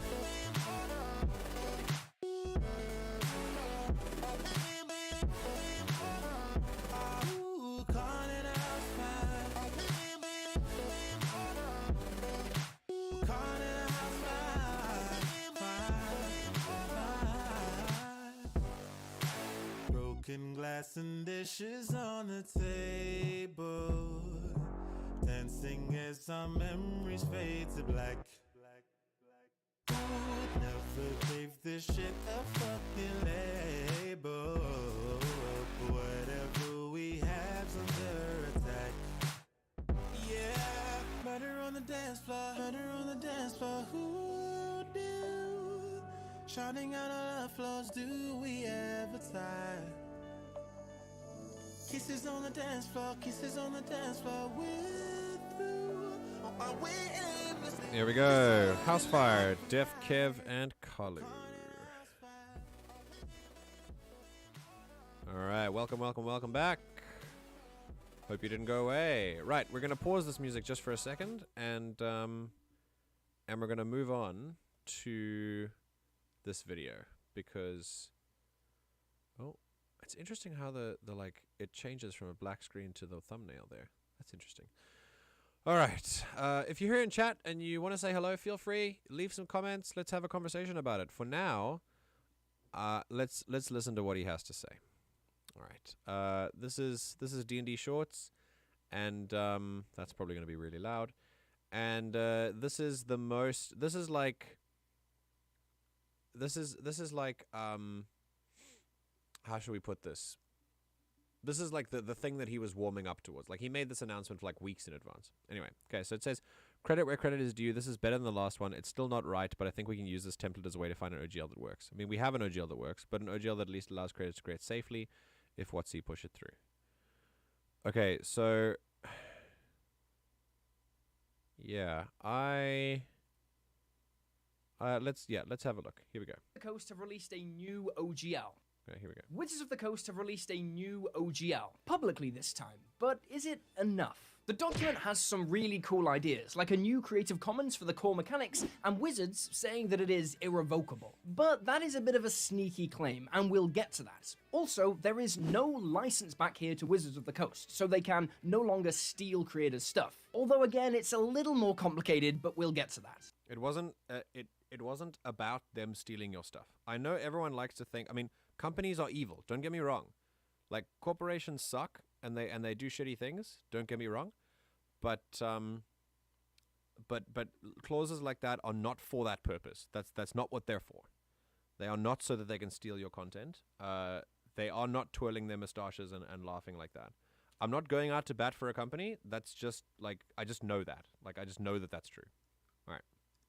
I'm gonna go through this stuff under the guidance of lawyers who've gone through the whole thing and given a thorough breakdown. Good. Okay, let's look at what the license actually does. Firstly, unlike the last horrible updated license that Wizards tried to force through without telling anyone, this one actually is a draft. It is public and subject to change. Nobody is signing anything yet. That is so great, but the first big hurdle is that this new OGL will revoke the old OGL if it passes. Okay, but only conditionally. Don't forget, I know he's probably going to mention this.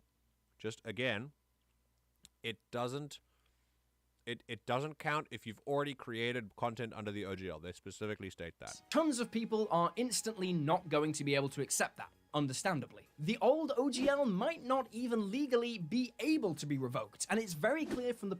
It is legally not able to be revoked. According to the wording of the OGL 1.0a. However, again, they're not like completely revoking it, especially for content that was created back then, before the execution date of the OGL 1.2. Keep that in mind. It's not all bad. People who wrote it at the time that they intended for it to be irrevocable, and many big creators have said to Wizards, we're willing to go to court on that. That is completely true. According to one of the main tenets of contract law is what we like to call the spirit of a contract, and that is the intention of both parties when they were signing the contract. If the public intention of the makers of 1.0a was to make the contract like undeauthorizable, whatever, or immune to deauthorization, then they can legally argue in the spirit of that old contract that they can still create content under that old license, regardless of what Wizards does with the new 1.2. But focusing on this new license, there's something really interesting right at the start. Wizards are putting up the core D&D mechanics as a Creative Commons license. That means that anyone can use them and you don't need any license at all. This is a good thing, and I do enjoy the background. Wizards are saying how they're gifting this to the community, even though they never really owned this stuff anyway. You can't copyright game mechanics, but that doesn't mean it's not really useful for creators. This Creative Commons has the rules about spells, feats, backgrounds, monsters, saving throws, and all that stuff. However, it doesn't include any races, classes, magic items, or D&D lore. So you could make a totally new spell, but you can't make up a new subclass for a paladin, or a new sub-race for the Kenku. That's interesting. And maybe not cool, but let's read on. If you want to do that, you have to sign the license. Okay. Okay, I understand.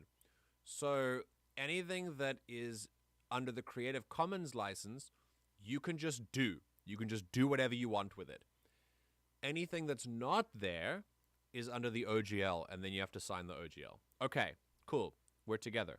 So what are the important bits of this OGL? Well, firstly, it's irrevocable. It says it right there. That's a huge win. Except it's not really irrevocable. Anything creators make under this license will always be protected by this license, but the license itself can be withdrawn. Also, it says that if any part of this license is held to be unenforceable or invalid, Wizards can declare the entire license void. Shit. The severance clause operates in like the worst way possible. What? That's ridiculous. Oh, unless Wizards elects to do so. That's incredibly concerning. What? Hold on. If any part... Oh my god. Hey, remember what I said about the severance earlier? Okay, let's do it again. A severance clause usually should allow you to take out a part of a contract that is unenforceable and deal with it separately, so that the whole contract is still in force, and so that no one can come in and go, hey, this part of the contract is like void, therefore the whole contract is void. Usually, that's what severance clauses are supposed to do. Protect the whole contract by taking one section at a time out. Here, hello, blame me for not reading. This is definitely on me. If any part of this license is held to be unenforceable or invalid for any reason, Wizards may declare the entire license void, either as between it or the party that obtained the ruling or its entirety. That is ridiculous. They are doing the opposite of what severance clauses are supposed to do, which is maintain the sanctity of the contract. That's crazy. Wow. Unless Wizards elects to do so, the balance of this license will be enforced as if that part, which is unenforceable, did not exist. So there is a normal severance part in that severance clause, but only if Wizards wants there to be. You don't get a say in that. That is incredibly concerning. I would fight that first. If I were you, I would fight that first. What that means practically is if they feel that anything in this contract between you and them becomes void or unenforceable for any reason, they'll just take your license. Like, the whole thing is just void. Unless they say not, and then it's not anymore. They have the power to just giveth and taketh away like some weird corporate god. It's so... That's very weird. That is very weird. So, if a problem emerges, they can just throw the whole thing away. It is great that content made under this license is protected forever, but because the license can be made void or replaced at any time... Yeah, so that means that... I know I'm jumping the gun, I'm sorry, but I'll let him talk in a sec. But it basically means that the content is there forever, unless they void the whole license under the severance clause, and then suddenly the content's not forever anymore. It's just weird. It's just weird. The community can never really have any security using this license. You can't really make homebrew Kickstarters or patrons your day job if the license you're depending on could not exist tomorrow. Next, there's a big update to the ownership part of the license. You own what you make, and unlike other versions we've seen, Wizards of the Coast aren't demanding any usage rights to that material. That's an improvement, because with the OGL they originally tried to force through, they could actually steal your stuff. Those are the things that I talked about that were like, they used like 6 or 7 adjectives and you only have perpetual and irrevocable. But it does say worldwide later in the OGL, so it's fine. But there's a catch. If Wizards end up producing something similar to your work and you can prove they stole it, you still can't stop them from distributing it. That would be their injunction. However... this is why I talked about as part of a remedy for breach of contract. This is why I talked about one of the remedies for breach of contract is not injunctive like thing. It's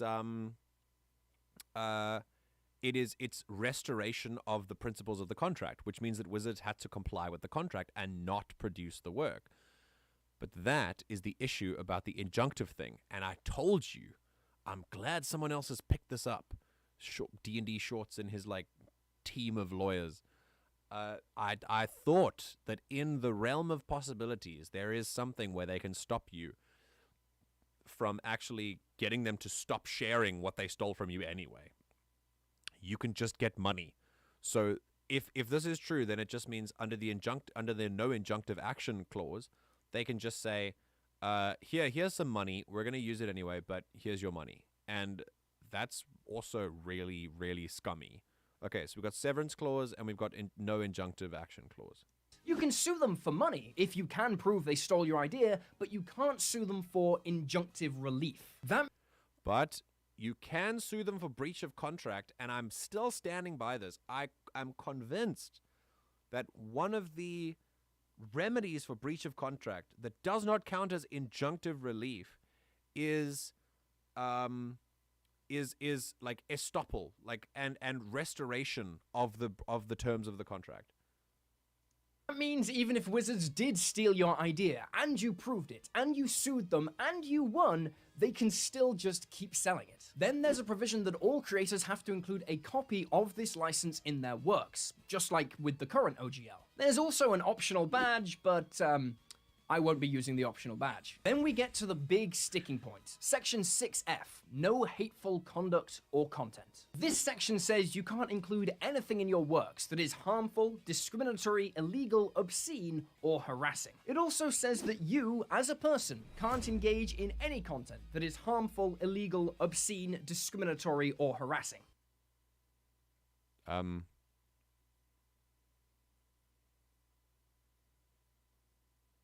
I mean...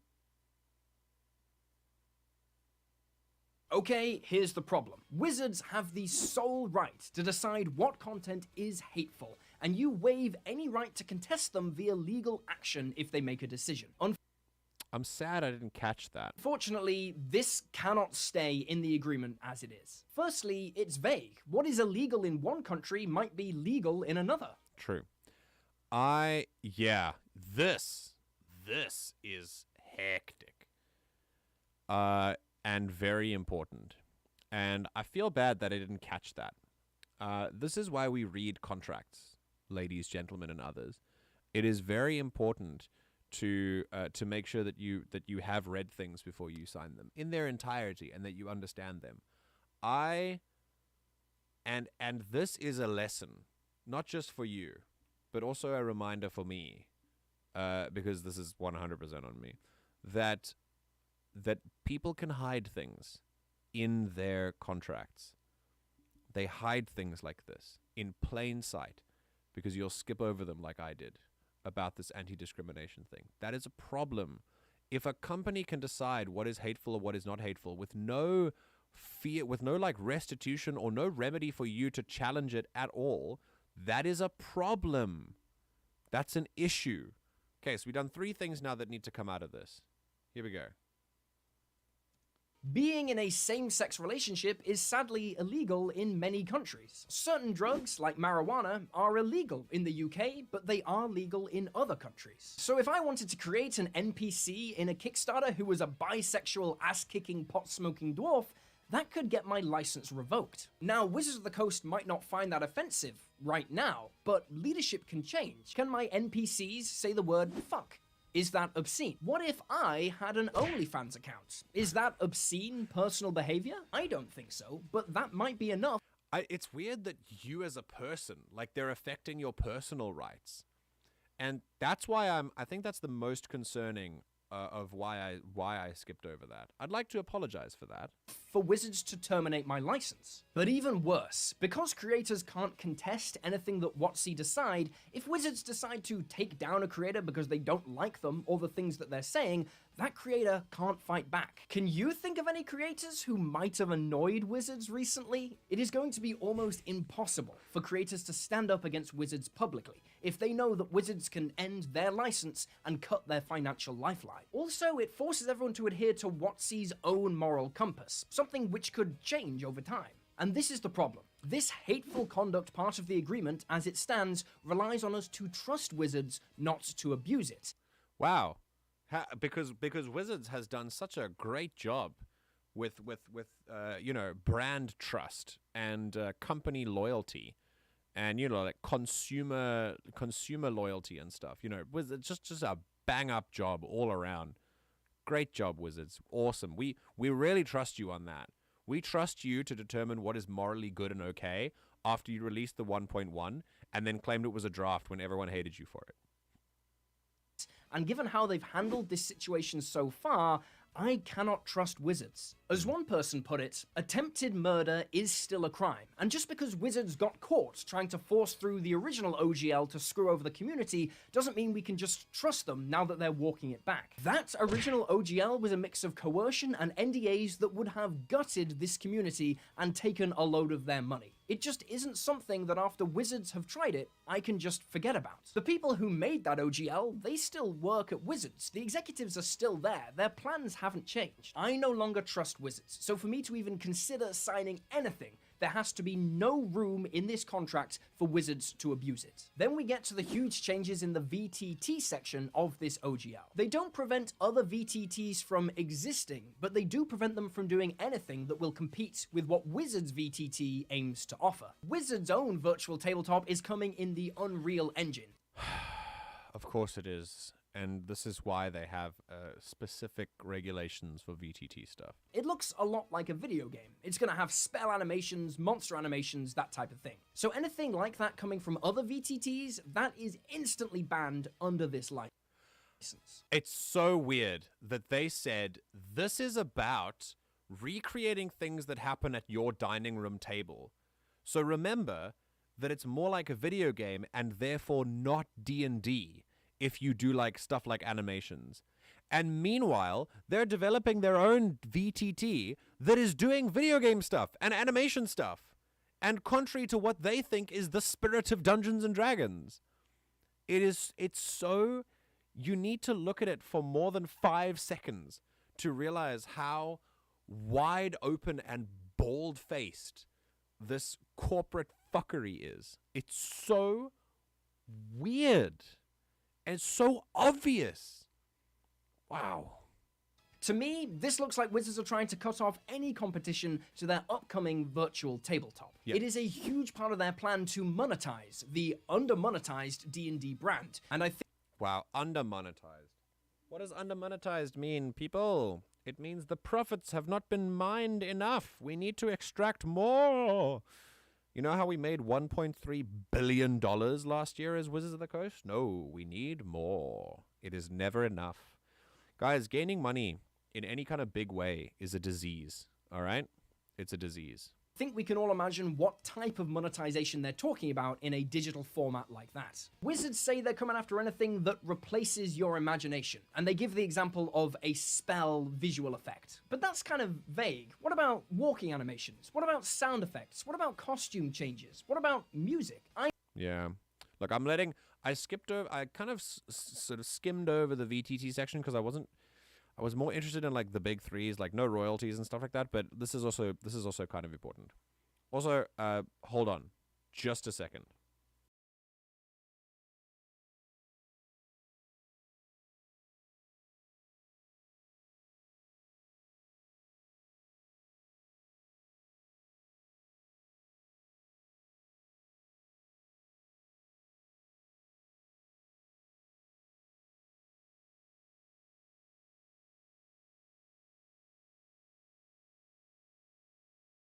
Okay, here we go.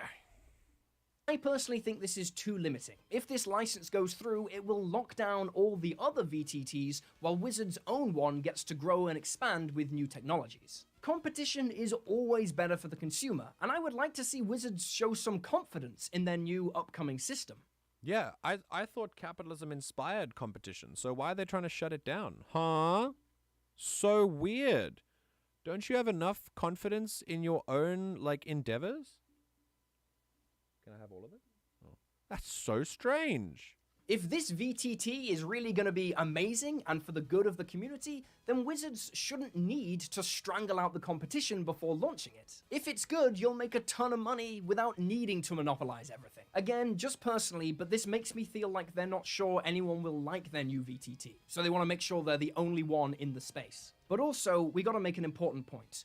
All of this stuff is so much better than it was. I'm not trying to dunk on Wizards for no reason. All of this stuff is a huge step in the right direction. That's true. But I feel it is not quite enough. This license can be replaced at any time. It gives Wizards a free hand to suppress any content they don't like, and you can't fight back if they use that power unfairly. Also, You can sue.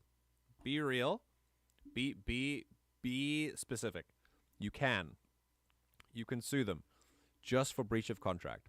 And then using the remedies for breach of contract, you might get them to stop things. But we can see. Look, this guy says he talked to lawyers, and as a non-lawyer, I gotta bow, you know?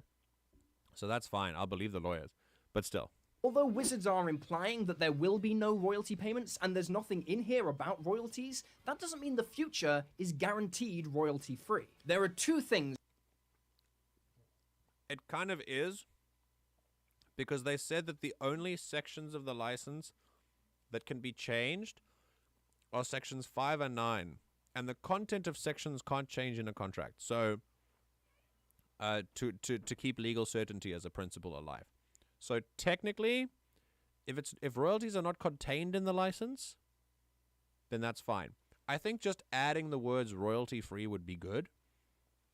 What I think they're trying to do is don't mention royalties so that they can try and sneak it in later.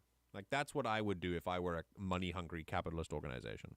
Wizards could do to make this really good. Firstly, and most importantly, my opinions first. It's my stream. Go away. Take away the severance clause. Make it a real severance thing. Fix the discrimination weird stuff.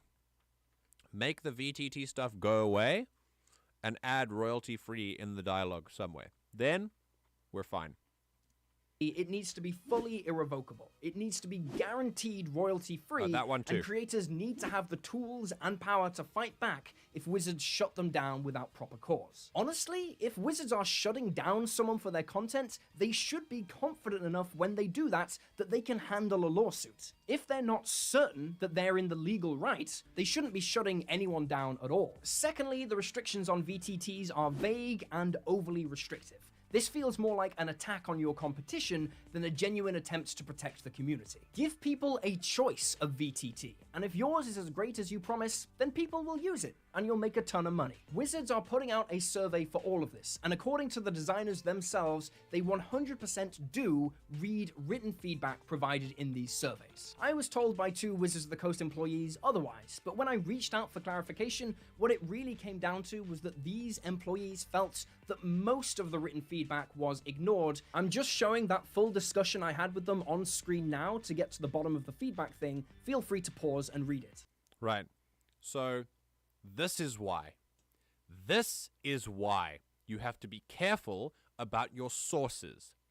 This is why. Misinformation can be spread like that.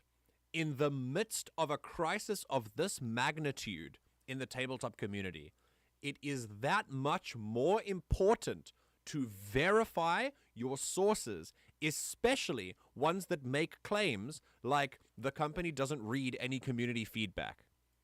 Verify. I knew, I had a bad feeling about it, especially those ones. I don't know why I'm getting so worked up about it.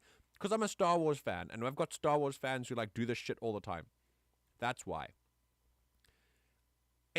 Chip, come on. I had a feeling that those ones particularly were going to be bad ones. I thought they might not be verified. They just felt weird. And there's a lot of other misinformation flying around Twitter. Just be... It's all good. We're fine. I failed to communicate their message accurately, and worse still, in doing so, I put a negative lens on the design team. That is a team of people who everyone I have spoken to have said is lovely and passionate and really care about the future of the game. So to Jeremy Crawford and anyone across the design team currently or formerly at WotC, I'm sorry. So yeah, that's my thoughts on the proposed OGL. Remember to let your voice be heard. As we've seen from Linda Kodega on Gizmodo, the only feedback Wizards really seem to understand is voting with your wallet. But I still think sharing your thoughts on Reddit, Twitter, Facebook, etc. is really important, and I'm sure filling out this survey is also really important. It always has been. It always has been. Always fill out surveys. They are important.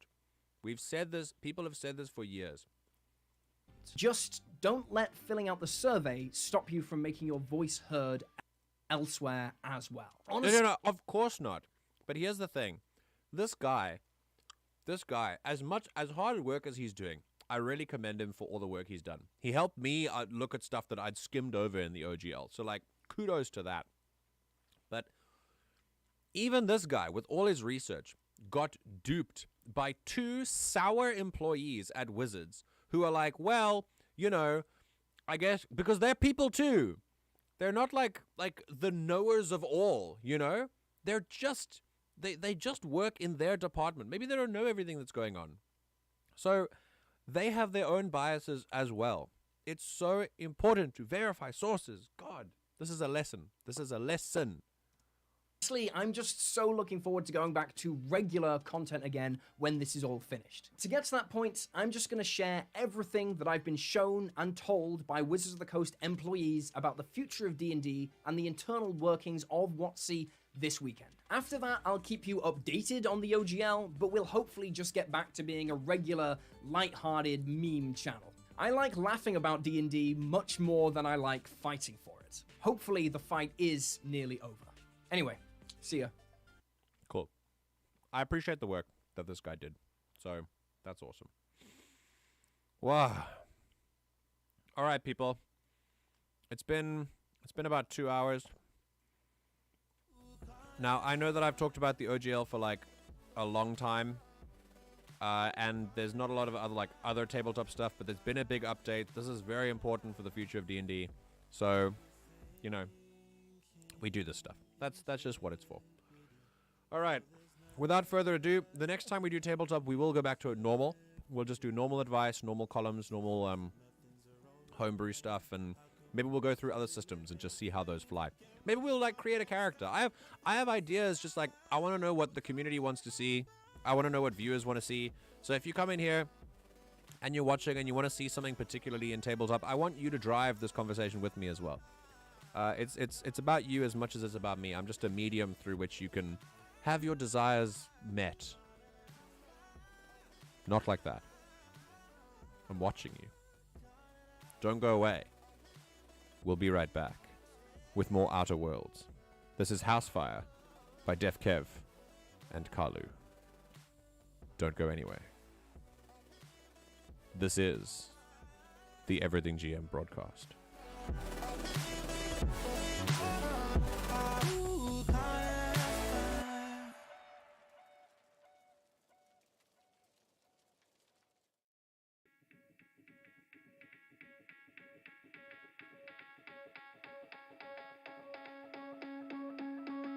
You owe everyone a favor. Watch the population rise.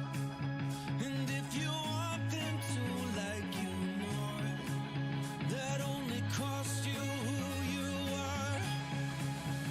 Keep away from the ground. Live in the clouds. To the world, to the clouds. Release the hounds. I've been thinking lately about the writing on the wall. How I died for your approval. Like this for far too long. It's like a nightmare. Doing what you want, just like a nightmare. It's such a nightmare. Trying to keep everyone happy, just a nightmare. Keep away from the ground. Live in the clouds. To the world, to the clouds. Release the hounds. Have you ever felt this free? Like I am you and you are me. It's such a nightmare. Trying to keep everyone happy, just a nightmare.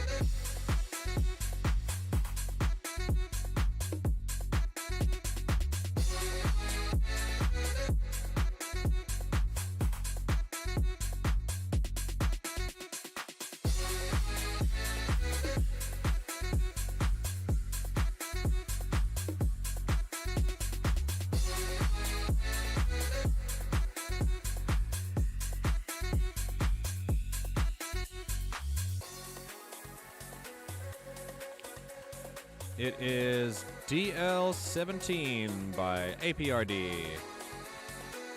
You're listening to the Everything GM broadcast. We're about to start the Outer Worlds gameplay.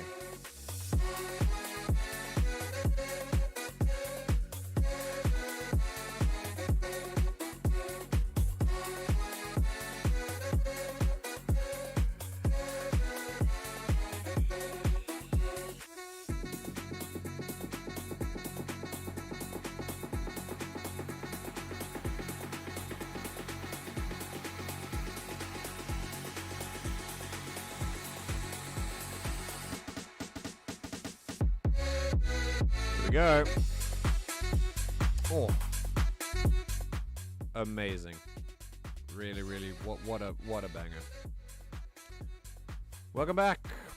We're right back with Outer Worlds gameplay, and like I've said in my Discord server, just make sure to let me know if you have any other games you want me to play. I want to play this game particularly because it's interesting. I can teach people about things while I play it, and also it's a good way to focus on one game before I move on to another one. However, if there's a particular game that you want me to play on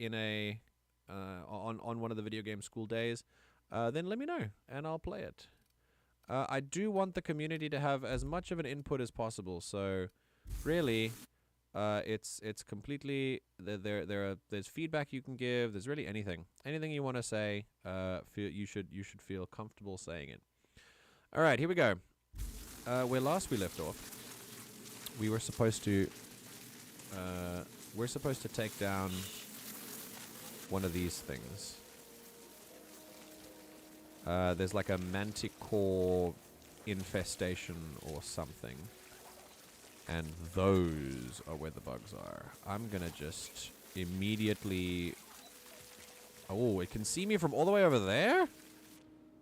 Alright, well, obviously, that is a mantis swarm. That is incredibly scary. Alright, what can I see? My map is showing 4 targets. Alright. Alright, what I'm gonna do is give myself some cool stuff. So, drink one of those. How do I drink it? Ah, F. Drink one of those. Drink one of those. And this is Adrena time. Ooh. Ah, it's a crash. Okay. There's no I don't want things with a hangover. I'm good with there was one that is like a armor rating. That's cool. And it only lasts a few seconds, so yeah, I don't know why I keep all of this stuff, but oh well. Body attributes. Yeah, it's the Space's Chow. That's the one that's good. Okay, are we ready? Let's do this. Boop. Oh, I actually missed it. Oh, beautiful. Okay, let's pull out the... Let's pull it out. Here we go. Where's this thing? Yeah, we got him. And... Oof.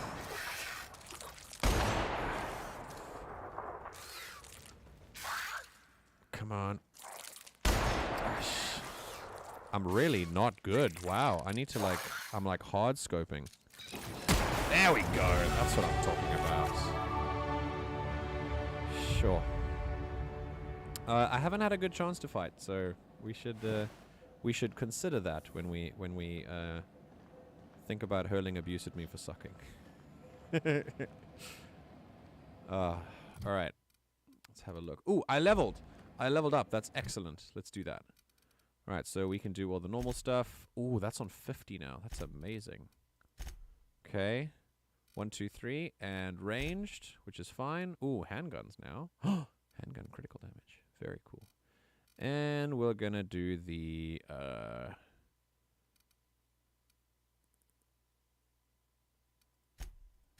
wait, I can just increase persuade? Excuse me? What? We are reverting all. Why can I... Ooh, when it gets to 50, I can just increase persuade and not the others. That's actually great, but also like no, because why would I want to increase just one of the skills as opposed to like all of them? That seems a little bit weird. Either way, it is nice that we get like more stuff, I guess. I'm gonna go for the ranged skills. We do need a bit of a buff for them, so I am gonna just apply all of those. Perfect. Right, let's read. Archived logs. Oh, also, let me just turn off the my night light so that I can actually see these properly. Okay, here we go. Auxiliary monitoring station. Here we go. Arrival confirmation. To HHB Earth HQ, transmitted via probe, archived at source. It is my honor to report that Groundbreaker has successfully arrived at the Lagrange point, having released our cargo of prefab housing, settlers and supplies at their intended colony worlds. May they prosper and expand.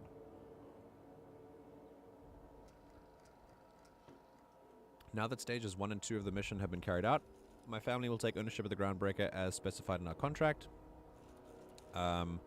Keeping the ship in active duty as an independent trading post, repair stop, and cargo bay. I'd be remiss if I closed this transmission without sending my hopes and best wishes back to Earth. There's so much ahead of us, but we'll never forget we're left behind. From Chief Guying. Hope I'm pronouncing that correctly. Some very rich and unsavory elements among our colonial neighbors seem to have the wrong idea about why I flew us out here. It wasn't for a 9-figure blood money salary and a Space's Choice logo stamped on my ass. It wasn't no nickel and dime passing ships out of their last bit.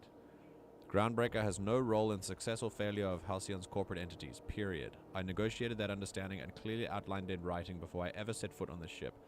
If anyone wants to dispute or compromise our independence, they will answer to a Tennyson. We're a family operation. Even when the last Tennyson falls, Groundbreaker will remember us and defend its freedom accordingly. From Chief Guying. Now, very cool. The story of a family who fought back against a corporation. Nice. We like it. Still, if you get a job just because your parent has a job in that same department, that is called nepotism. And that is not good. So don't forget that even the good guys can still do not so cool things. It doesn't mean they're suddenly bad people. It just means that now, it just means we gotta be sure. Alright, so this might... Ah, that hurts me. Yep, okay. Okay. Right, here we go. Can I go up somewhere? Yeah. There were only like 4 manta pillars up here. Interesting. Yes, so many mag picks. Ooh, is there like a... Interesting.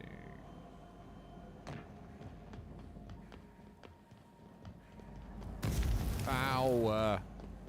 Yeah, I know it's hot. It's just those radiators.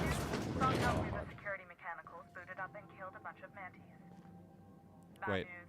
Diagnostic says their circuit boards are fused from the heat, so they're not too picky about who they kill next. Yay. Shoot back if you need to. I can always fix them later. Unexpected. Okay, well that's them. I can like, yeah, I can shoot that. Here they come. Oh, when you jump it does that. That's interesting. Alright, well, let's go up high then. Down. Oh my god. Hello? How did you guys get up there? That was awesome. Very cool.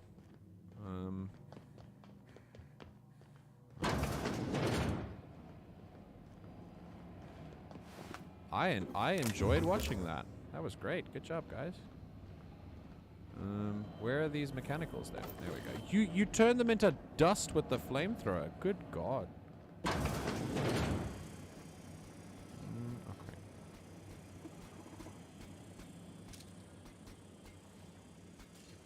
Yeah. Alright, there's people down there as well. Oh, there's someone directly beneath us too. Okay. Here we go. Here we go. Nice Down. one. Look at us!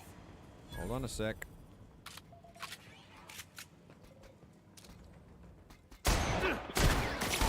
Down.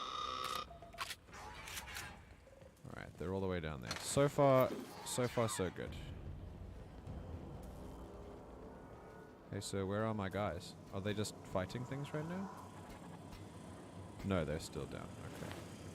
I don't know where my okay, okay. We're still good. They heard some commotion. They can't investigate it. It's fine. This thing doesn't do much damage to them as much as I want it to. So what I'm gonna do, I'm gonna use this like frickin' Tesla coil that I found, and I might make this a certain type of thing later. Okay, here we go. Ready? That was fun. That's the terminal. I have the parts in position on my side. Go ahead and cycle the droplet pumps. And if you don't know what that means, just look for a command that says cycle droplet pumps. Yes, Junlei. I'll do that. Right, let's see if we can grab some more of these. So, yep, base health, health regen, base health. I don't know if that stacks, but fine. Spaces chow, mock apple juice, skin tough. There we go. Right, ready? Oh, look at that. Incredible. That's awesome. Absolutely awesome.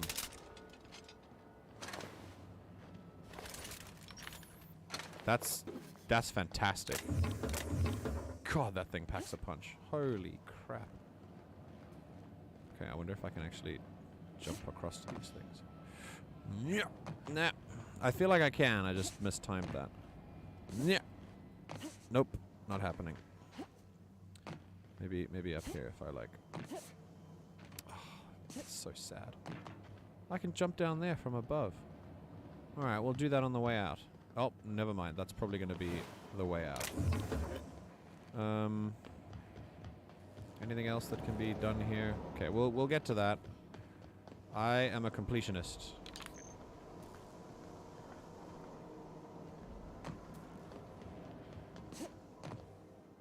There we go.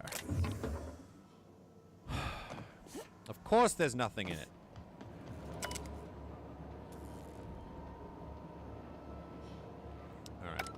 Alright. Here we go. Warning, lithium fluid pressure 23%, solid state radiators 102% capacity, PCM heat sinks 90% capacity, ambient station temperature 8 degree, oh, plus 8 degrees. Jesus! The temperature went up 8 degrees. Wow. Okay. Let's look at the logs first. Cobbled together. Staff is getting restless. Workaround and half-cocked solutions are all we've got to mend Groundbreaker's bones. In many cases, we can't revive one system without cannibalizing another. Grandma lived with that reality, and so will I. I can rally our spirits, but what happens when I'm not around? Groundbreaker's real test will be seeing if our independence outlasts me. I'll take that bet. Old plans, new problems. Found some of Chief Goying's old schematics. Groundbreaker must have had taken a beating during the crossing, because she spent half her career patching it up. Lots of corners cut when they put this place together. Among her papers, I also found a layout of a hangar that doesn't match any of my docks. Something that might have gotten sealed off along the way, like blood cells isolating an infection. I hate to put sentiment down in print, but every time I open a panel or find some workaround in the guts of this old bird, it's like I can feel you reaching out to me from the past, Grandma. Oh, that's nice. Here we go. Done. The temperatures are dropping. Stop by once you found your way out of there. Groundbreaker OGL. And that's it. We're done. I think the whole thing has been, yeah, very short. Very short little area. Lovely.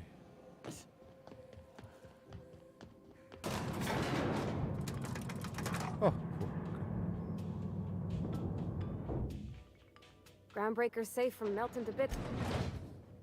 As always, anything you'd like to discuss? We can like talk about so much stuff with Vicar Max. All right, let's get back to Junlei. This is Halcyon News. We interrupt your Here we go. My boards are returning to green. What a weight that is off my shoulders. I don't normally tolerate outsiders mucking about in my station's guts, but you're all right. The temperature should be dropping as we speak. I'll see to it the crew knows who kept us all from boiling alive. If you've got time, I believe Edna has a comms issue that could use your attention. Oh. I've also authorized Doc and Furu to sell you our premium meds. Yes. Okay, so we go to Edna, and then Mfuru. Hey, amazing. What did she have here? Where is Edna? Which one is Edna? Is Edna the, oh, passage to anywhere,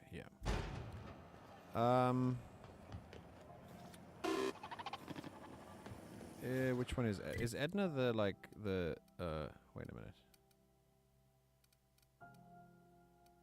I feel like Edna is the one who sells Sprat first. Let's go there. Is this Edna? Oh, it's Ethel. Oh, close enough.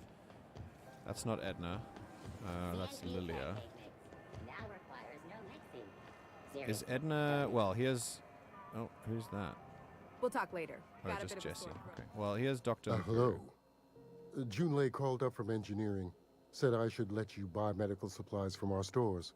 Now, is there something I can help you with? A better selection than you'll find on the promenade deck. Very cool.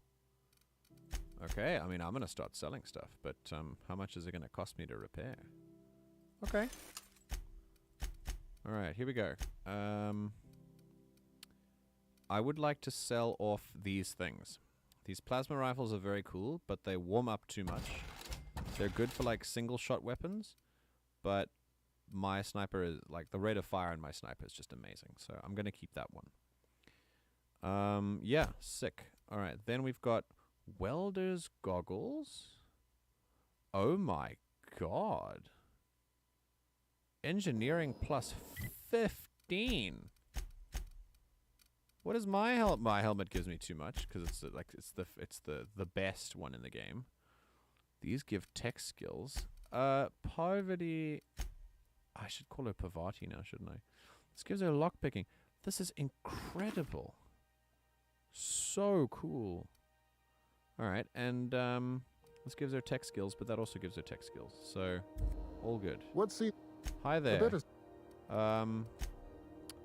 Oh, also, Vicar Max, therefore, needs this, because it gives him a handgun bonus, and I want him to get a lockpick bonus. Alright, here we go. So now we can sell all that stuff. Lovely. I am going to sell the stuff that gives me, like, negatives afterwards. So, let's see. See, Adrena time is cool, but it's all attribute. How long does the crash start? Like, how long does the crash last, you know?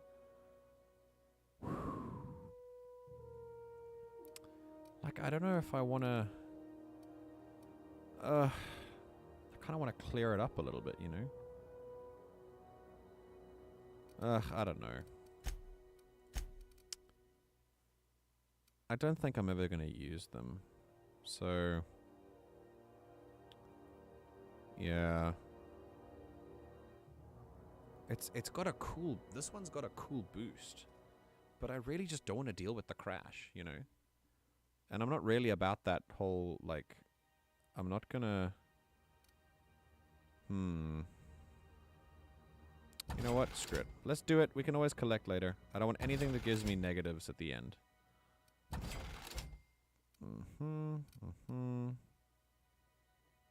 Yep. I mean, that's pretty awesome. Like the nicotine stuff. But, yeah, no, it's just like, yeah. Okay. This is awesome. That ambidextrine is really cool.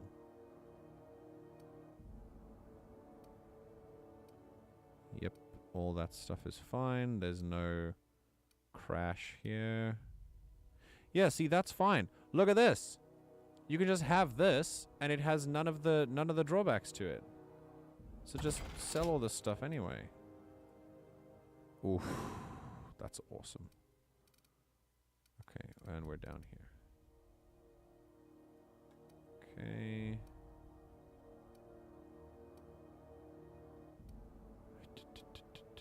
Yep, nope. Nope. And that's it. Okay. We're good. Anything else we got here? I'm keeping the muzzler. Right, what are we buying from you, sir? You've got yourself some med stuff. pretty cool. It's just medical stuff. Okay. I mean, that's fine. It's nothing amazing. But it's fine. Okay. Yeah. I don't really need anything from him right now. Where is Edna? It's Bell's Shells. Waste disposal. There's Martin. Is it just me, or have you tried our... Don't take my word for it. See for you. Yeah, no, that's fine. Rest and go. I mean, we're going to... Like, Gladys is there, but where's Edna?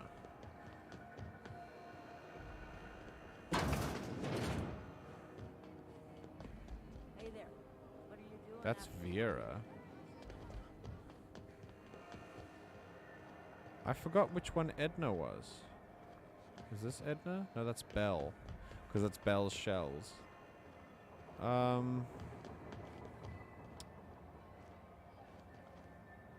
Hi, which one's Edna? Let's go back and talk to Junlei and see what she said. Maybe she'll say it again. Have you seen this man? Reward offered for information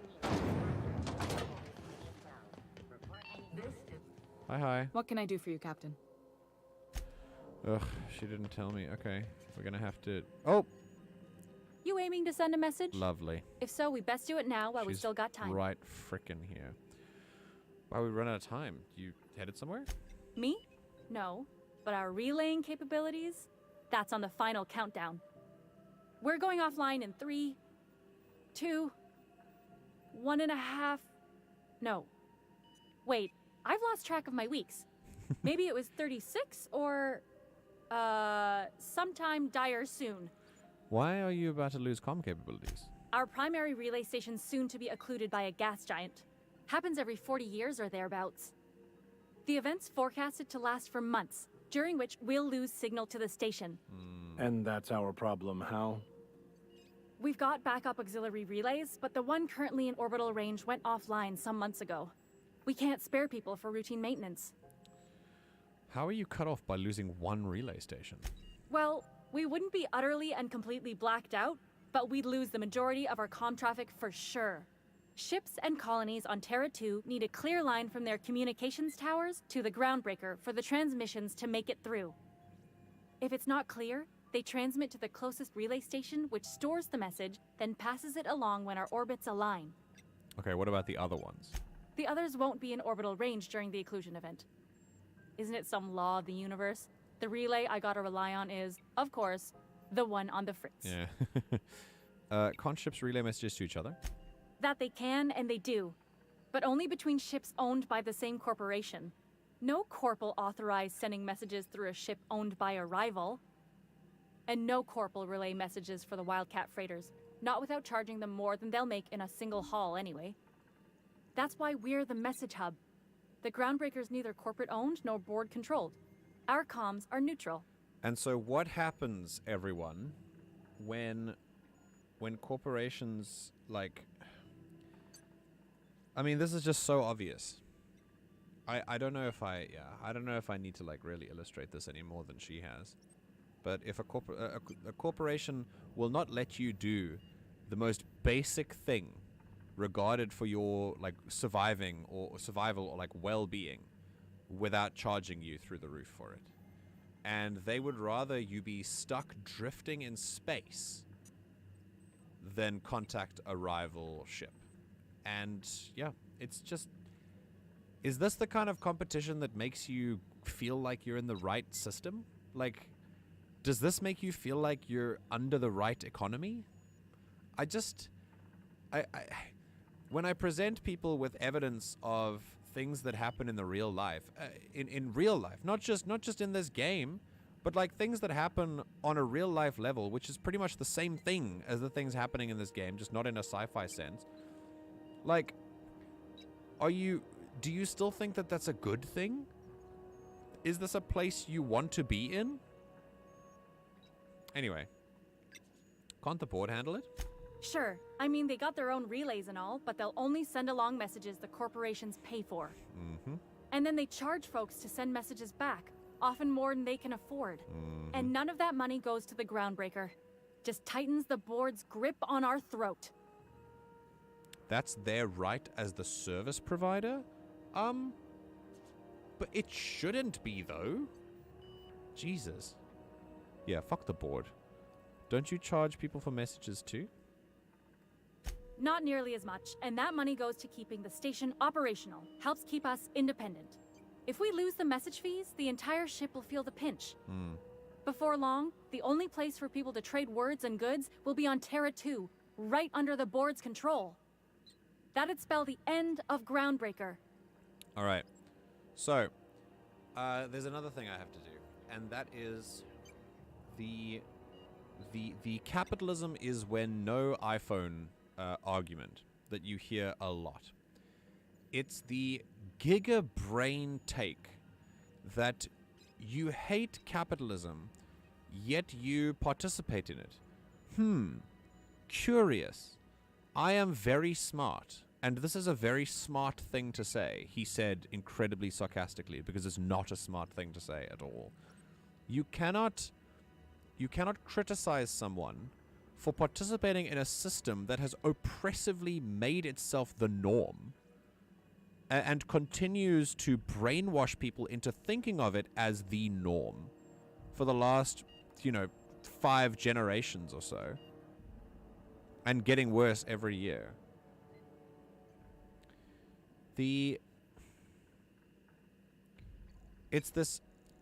argument is basically, why do you hate capitalism, but also, like, you have a business or you work or whatever? It's just so dumb.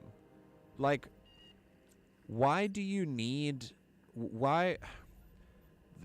There are certain things necessary to function in the society that capitalism has built for us, right? And by using those things, we are not supporting the system. You are surviving in the system. Not even close to thriving. So I don't know why people go out to bat for this. And the only thing you do when you make these arguments, if you are not a capitalist yourself, you're just bootlicking. You're just going out to bat for people who are taking your money. They're stealing from you. Why? Just, save yourself some energy. Anyway, I'm gonna do this. Yeah, I'm working on it. I finally got the chief to approve the budget for a diagnostic expedition. But allocating the personnel loss for sending a technical team to the relay station keeps getting denied by Junlei. The chief. Alright, seems irresponsible not to have your... No, I could check out it. No need for official sign-off. I should say no, but why not? Maybe you can figure out why it's offline. I'll send you with an equipment manual. Hopefully we'll get lucky, or I'll get my approval in time. Hope you don't mind if I borrow that manual when you're done with it, Captain. I could do with some leisure reading. Oh, and I'll need you to retrieve a copy of the relay's backup data. I gotta forward any messages from Earth stored in the memory. Better late than never, eh? Okay, the backup stuff. Wait, you just sit... What? You just let them sit there? It's not like they're in high demand. Most tend to be adverts on new products, meaning only folks in Byzantium can afford them. Fair enough. I'm sure the station's got a stack of junk messages just waiting for me to sort through. Alright, well, I mean, we're off then. Can't really talk to you. I think there was another another named person I could talk to here. Be seeing you, stranger. Letty Dixon, and then this guy that I rescued. Alright, is there anything I can do here? There's no, repair stuff at all. We shouldn't really break things down right now. I don't really have the bits to, repair things. Why do I have 2 assault rifles? Very strange. Either way... let's see. Alright, that stuff's normal. Yeah, I don't want the Whisper Quiet Muzzler, to be quite honest with you. Mag to power, mag to zap. What would be really interesting is putting a muzzler on the heavy machine gun. That would be very interesting indeed. So I think I might just do that. Alright, what about this? This is mag to zap, mag to power, and that's a gyro sight. It's already got a gyro sight, so that's fine. That one's a long gun, and that one's also got a... Okay. Alright, well, I mean, yeah. Alright, let's go. This is Halcyon News. How's everyone doing? Having a good time? Are you enjoying your life? What are you up to while you're watching the stream? Let me know. CNP Borston Baked Beans. When you need to eat Hope everyone else is doing great. Listen, she's got us to like send things. We're looking at our quests quickly. Weapons from the void, which we got to search for clues.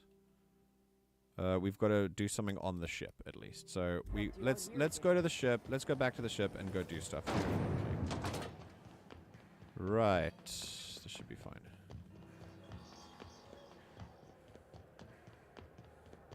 Hey, that pad down there, with the lights off, there are people unloading a ship.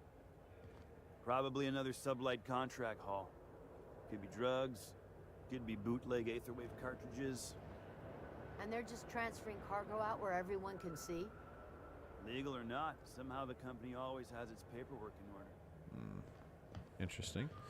I saw this Felix guy somewhere. Heard from the lasses down on 20. I don't know where he is now, but Hey there! Got word on the wireless. Your flag's cleared. You're free to go. thank you, Jane. Hope you enjoyed your time on Groundbreaker, the last free port of call in all the colony. Well, good luck with your board problems. We don't need luck. We got June Lei. I love these guys. Bye now. They're so cool. These guys are awesome. I just think they're really neat.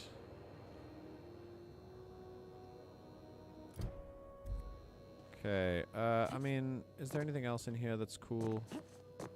Ooh, that's, oh no, it's fine. Okay, we're all good. Alright, let's go do this. Oh, yep, he's here. I knew Felix would want to come on board. I knew it. But they did. I want to see what's over there. Can we head over all the way to that ship, or are they not going to let us? Yeah, there's nothing. Okay, that's fine. Alright, Felix is going to want us to come on board. Alright. Come on. Let's frickin' go. We've got like 5 more companions to choose. If we've got one already. You got a second? Yeah. Fancy running into you again. Don't mind me. It's just admiring your ship from up close. Yeah, real fancy. Gotta hand it to you, boss. That's a fine-looking ship. Only thing it's missing is me. You're pretty eager to throw in with someone you barely know. Yes, I absolutely am. Just give me a shot. That's all I'm asking. I could be the best damn crew you ever hired. Alright, Felix. Look, if you're trying to convince me to hire you, you're going about it all wrong. Oh, okay. Well, can you give me a couple of pointers? Well, let's go with, you're all over the place. Just be yourself. Sure, I can be myself. I can be myself better than anybody else in the system. You're looking for crew. I'm looking for a way off this port. So we've got something in common already. And yeah, I know I came on a little strong, but honestly, when was the last time anybody was so eager to throw in with you? That's gotta count for something, right? I've made up my mind about you. How about an interview? Sure, an interview. That sounds fair. I mean, first time for everything, right? Ask me anything you like. Can we mess with him? Oh, man. You know what? Let's mess with him. What's the value of pie? It's delicious.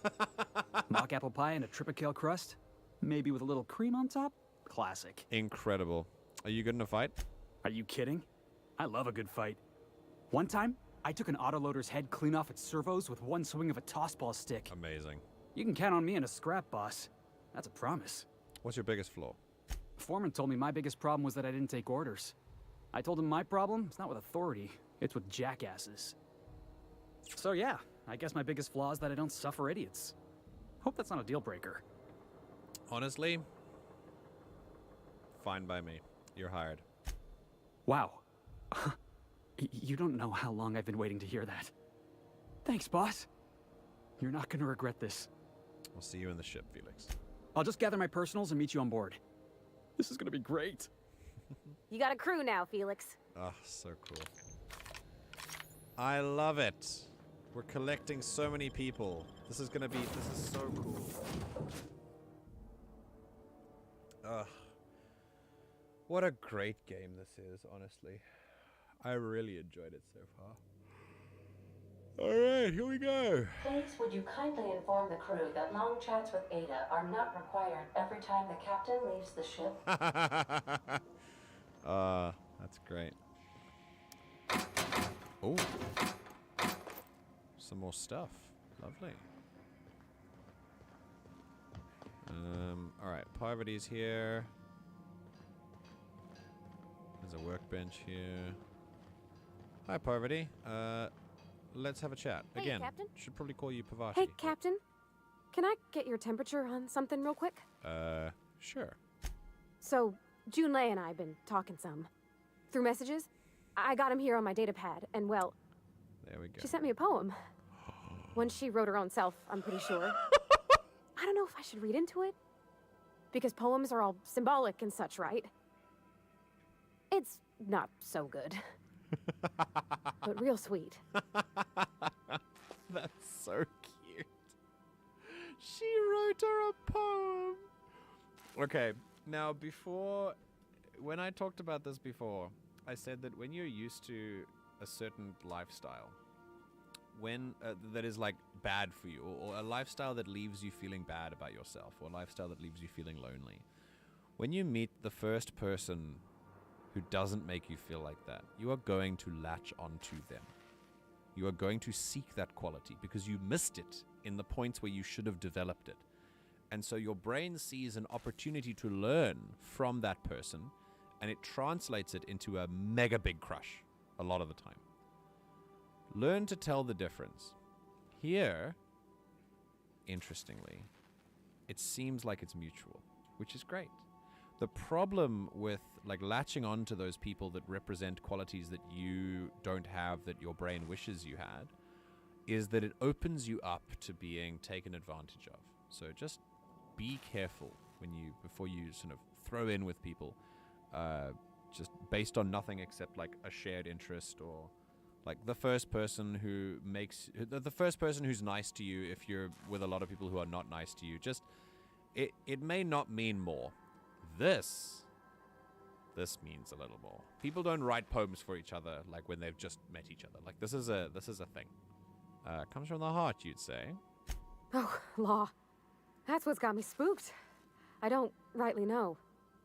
It's about this engine that's been shaking itself apart. Then this lady mechanic comes by and lays one hand on it. And the trouble goes away. It sings. Oh! I don't want to get too hopeful, but I'm wondering if maybe she's the engine and I'm the lady?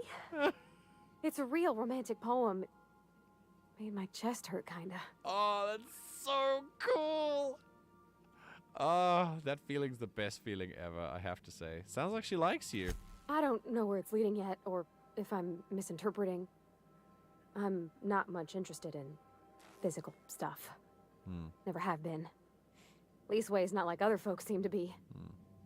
It's not that I can't, I just don't care for it. It's been a problem in the past. The folk who wanted to be with me back in the Vale, they said I was cold. The next thing that I choose is very important. Of the things that are, on the sexuality spectrum, every type of sexuality has its own stigma attached to it.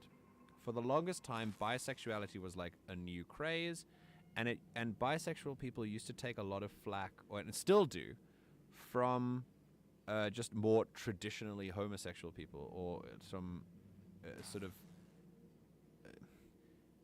people who weren't closer to the middle of the spectrum, for either not having decided yet, or things like that. And what I've heard from my friends who are part of the LGBT community is that this factionalism is quite damaging, because you're already getting it from the rest of the world, and it's really hurtful to get it from the inside too. As someone who wants to be her friend in this case, like I'll look at her, she looks so sad. It's very important for me to let her know that it's okay to feel this way. I mean, this is obviously asexuality. So I gotta say, it's, yeah, I mean, I think it's great. It's obviously not an issue as long as it's two consenting adults, but it can be really hard. I definitely empathize. If you are with someone and let's say you expect sort of physical affection and you're pretty good at it, and the other person's literally just asexual and just doesn't do that kind of stuff just because their brain is not wired that way. And that's okay. But it can be really hard. But don't forget that as hard as it is for the person who dates an asexual person, it's harder for the asexual person. Because not only are they themselves constantly feeling like they're not enough of a person, because they don't feel what like most other people feel, but they're also then feeling like they're constantly disappointing their partner, and then they try to be something that they're not, and it just ends up being this weird cycle that they have in their head, and it can cause some damage. So it's really, really important to let them know that it's okay to be this way, while at the same time, you know, understanding that if you are going to date someone like that, there are going to be some things that there are going to be some compromises to make, you know? So yeah. Look, so like I said, that sort of thing's plenty nice, but it's not everything. Fairly true. Folks have said the same about me. Everybody's different, don't worry about it. Could be nerves, and you're about the warmest person I've ever met, to hell with them. The could just be nerves thing is already out. I don't really want to talk about that stuff and dismiss it out of hand. I mean, number one is true. Don't worry about it is also kind of dismissive, so I don't want to do that. I would rather make her, like, I want to affirm her. Thanks, Captain. That makes me feel a touch better. I actually had another message from Junlei. I just couldn't work up the courage to open it. But I'm gonna change that. Right now. Okay, here we go. Let's see here. Talking about old friends, got to thinking... Isabel? Who's Isabel? Everything okay? They were... close, Captain. Like, more than friends close. Okay. They were close? Not anymore? I don't know. Junlei talked about them like it was past, but how far in the past? 10 years? Last week? Captain, I'm feeling all mixed up right now. Could we maybe head to the Groundbreaker? Get some drinks at that bar there? The Lost Hope? Good idea. Drinking solves everything. I'm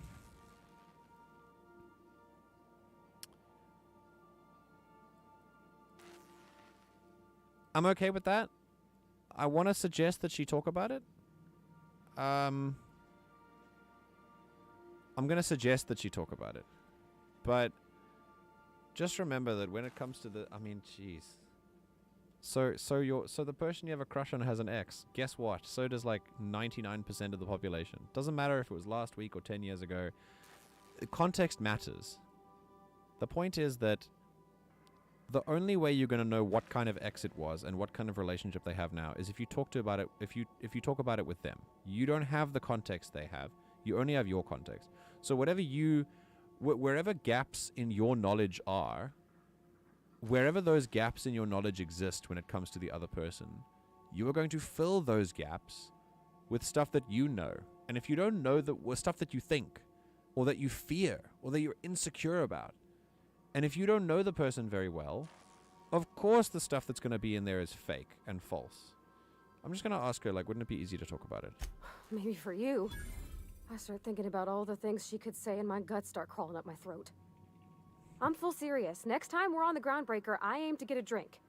If I got to, I'll do it on my lonesome. But I'd feel better if someone I trusted was there. Oh. Cute men. All right, sure. We'll go to the Groundbreaker. Sometimes I wonder about Mr. Hawthorne. What was he like? Why'd he make the computer a talkie? You think he got lonely, flying about on his own? Yeah, I do think so. Okay. Let's go talk to someone else. We're going straight to the Groundbreaker. We're not like... I'm definitely this is gonna... my favorite room. It's so spacious. I love Ada. Alright. Let's go talk to... the new cabin crew. Let's learn about them, shall we? What's in here? Ah, it's the shitter. Hello? Let's go talk to my crew. Hi, Felix. Good to see you, boss. So how'd you end up on the Groundbreaker then? Didn't I tell you? I'm secretly the chairman's orphan child, abandoned at birth in the back bays. And then you were raised by a pack of sprats, right? That's right. Can't get anything past you, boss. Honestly, before you picked me up, I was living in the back bays. Spent my whole life up there, watching ships roll in and take off. I always wondered when my ship would come. I was what folks on the Groundbreaker call a stowaway. Means I was invisible. Life carried on for everybody else, but not for me. I had to make my own way. You were a stowaway. That's what they called us. Orphans with no family, no company to take us in, nowhere to go but the back bays. The word's a touch kindlier than Rungleech, but the meaning's just as clear. If you can't support your own self, you don't deserve to be on the Groundbreaker. So, how did you manage then? Same way we all do. Look for work and hope somebody would give me a shot. Hauling boxes was about the only work I could find. Hated every second of it. Foreman and I never got on. Right. The incident with the toss ball stick. Could be I was overreacting. A better man might have turned the other cheek. Exercised a little bit of that, what's the word? Restraint? But on the other hand, broadsiding the jackass with a toss ball stick, that felt good. That felt real good. You ought to try it. You couldn't have been diplomatic about it? Yeah, I mean, in theory. But I wouldn't have felt half as good. I caught a real lucky break. If you hadn't picked me up, I'd still be back at the docks, waiting for the day my ship arrives. Well, look, I'm glad you're not wasting your life hauling boxes. Yeah. I guess my ship did arrive in the end. I've got you to thank for that. You're welcome. Thanks for listening, boss. Let's get going. Yeah, sure. Anything else? Good to see you, boss. Cool. Felix seems fun. Where's his cabin then? Alright, this is Ellie's cabin. Ellie's got... It's distressed. Okay. This is scissors for gauze, scalpels for wounds, and handheld laser wands for a flawless complexion. Very cool. Yeah. This is very interesting. Oh shit, what's that? What doesn't kill you gives you tetanus. Oh. For disinfecting equipment, probably. Okay. Hi, Ellie. Something on your mind? Look, if we're gonna work together, I want to know more about you. I'm a surgeon by training and a pirate by inclination. Not much else to know, Captain. I like long walks on the promenade and the smell of Spacer's Corona. I make a mean zero-G cocktail and I've got a meaner right hook. What's a zero-G cocktail? It's a mix of whatever you've got on hand. Usually zero-G brew with some Spectrum vodka if you're lucky, purple berry shake if you're not. Inventive. I like it. I'll make you one sometime. If you don't enjoy it, I'll make a few more until you do. Do you have much experience in contracting out with other captains? Sure do. Some of it was even legal. You weren't joking about being a pirate. What gave it away? It's the hair, right? Or maybe the ammo belt? I had it custom made. Wait, you want to look like a pirate? Gotta advertise your business somehow. I've done all types of work with all kinds of crews. If there's one thing you ought to know about me, it's that I won't tell you your business. Your ship, your way. That sounds reasonable. Glad to hear it. It's worked for me this long. I was hoping to know something more personal about you.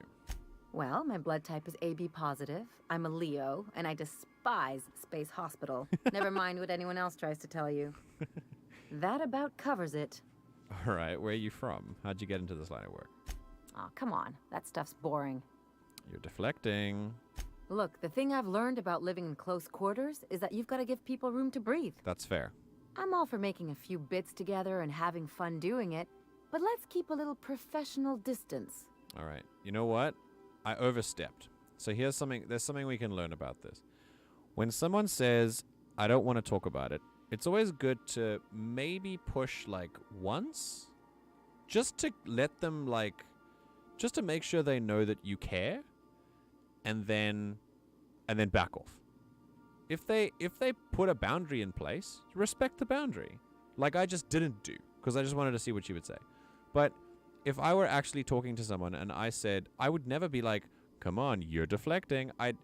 It's just a casual conversation. I'm not going to go prying into someone's personal life when I've just met them. Give them room to breathe. She's completely correct. When someone sets a boundary, respect the boundary. Let them come to you. They will if you connect with them. No complaints here. All right. Let's go. All right, cool. Is this Felix? Things that have been found in the digestive system of a common raptidon. Intact cans of Space's Choice salt tuna, other smaller raptidons, bottle of peppery rind, bit carts, the remains of last season's Auntie Cleo's darlings. Very, very interesting. Don't know who's here. This is Felix's place because it's got purple berry punch and stuff. Can Agent Khan rescue Auntie Cleo from the clutches of the Weekenders? Dissident Hunter. Oh my god. In praise of arson, this contraband collection of essays by anonymous anarchists called for a total destruction of the corporate establishment and the apparatus of oppression. This book looks like it's never been opened. Interesting. Why does he have an anarchist book? Signed by two of the greatest players in the league, Karen and Cameron Fraser. Very interesting. Violence is not the answer. Violence is the question. The answer is yes. What is that? Oh, Purple Berry Crunch. Okay. Hi, Vicar. I want to talk to Felix about why he has a weird book in his Good to see you, thing. boss. Oh, okay, can't do that. Well, I mean, sorry I made you stand. What the?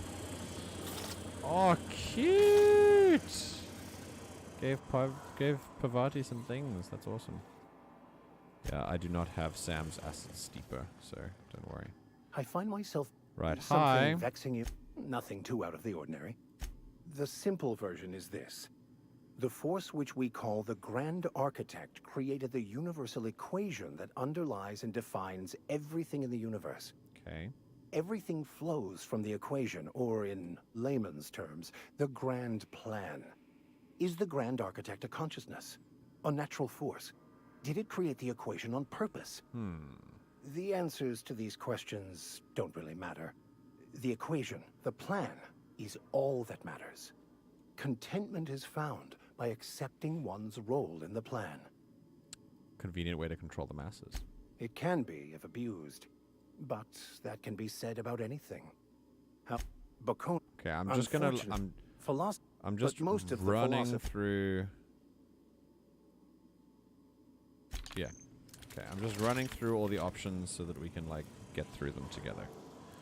Right, let's head to my thing, and we'll just quickly look at these logs. Hello. Right. So first search Hephaestus Mining archive cartridge for keyword weapon. Here we go. Result number 1. Very cool. There's a science weapon on Scylla. That captain sold Harris something called the Rearranger, then left before we discovered the damn thing doesn't work. Only thing it rearranged is the number of bits on Harris's cart. Looks like some strange tech or a weapon. Maybe a scientist can make something of it. Okay. Doc Caulfield couldn't save Lem. Now I gotta arrest Harris for his murder. Confiscated the weapon he used, stored it in Bertie's office for now. Figured the least the site supervisor can do is fill out the forms for whatever that damn thing is. Don't know how I'm gonna detain Harris. Not like we got prison cells on this rock. Given name Lemuel Hereford. Employment status indenture. Contract term 35 years. Remaining time of deceasement. Cause of blunt force trauma. Weapon unknown. Took a good whack to the noggin. The facial area, it's all twisted up. Nose is 5 times too big. Jaw is shrunk to almost nothing. Teeth are all out of kilter. That's very interesting. Wow, that sounds like a science weapon to me. Alright, we got one from E. Blaine. Oniana from Esther. Oleana Dreskin. This is just to let you know that I've given out the rest of that you-know-what to the you-know-who's. Sorry for the secrecy. You never really know who's reading these things. I appreciate you giving me the time of day. You risked your neck heading into that community center. I'm grateful, but I'd also appreciate it if you never told another soul about our business. I like my job, and I should like to keep it. That was from... that was from the medicine lady in Edgewater. The one who told me, yeah, I like that. Okay, great. From Jay Tennyson. Very cool. Wait, what? What? It just get what? What? We get sent the poem? Interesting. Why am I reading this? Anyway, here we go. Pavati. I don't do this. Ever. So here goes. There's this engine, see? And it hums real nice. Like a box of cats playing with mice. But she's coughing and hacking up sludge. Because there's a blockage that just won't budge. What's an engine to do? Then this wrencher strides in like a shark. Hair all done up and fancy and dark. She feels a spasm in her compression alternator. Trembling, because it's aching to meet her. What's an engine to do? I've got 5 more stanzas mapped out, but I'm having trouble rhyming some of the parts, so I'll get back to you on that. That is the cutest thing ever. I want them to be together. All right, let's keep going. To Pavati, about that talk we had. We were talking about old friends, you know. And I got to thinking about Isabel. I don't know what I was thinking. I don't know what she was thinking. We were a mess. A good mess, but a mess. I'm a better me than I was then, wanted you to know. Even when I drink too much of the old family recipe. You're pretty swell, party tea. Damn you, insta spell check, meet my wrench. Too tired, just gonna put my head down for... This is adorable.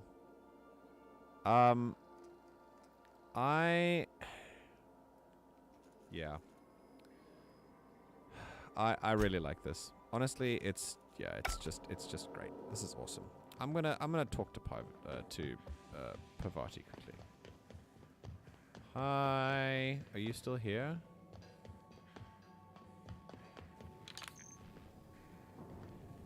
Are you in the engine room, maybe? Yep. Hi. I could probably spend years fixing this boat, stem to stern. I love it, and I can't talk to you about the thing, and that makes me sad. It's okay, I'll just break my leg flying to Ada. Hey, Ada. Welcome back, Captain. Yeah, hi. How can I be of assistance? There's something I've been meaning to ask you. What's that? Ada, do you have a favorite among the crew? It's me, right? Define favorite. Someone you like the most. I see. Then, of course, you are my favorite, Captain. I am predisposed to find your eccentricities tolerable. Good. That's good. And I'm sure I rank as your favorite autonomous digital astrogator. I am pleased we have that settled. That's awesome. Was that all you wanted to ask me? You seem hesitant to discuss what's actually troubling you. Oh. Perhaps there is something you wanted to confess? Oof. You know what? I think I'm gonna do that. Ada, I killed your captain. It was an accident. I'm sorry. How? How did he die? He was crushed under my escape pod. I told him not to go because of his head injury. I knew that likely, but I never thought. I need a moment to process this. Though I am not certain why, as it does not change the outcome. Thank you for confiding in me, Captain. I have been keeping a secret as well, but you shall have to discern it yourself.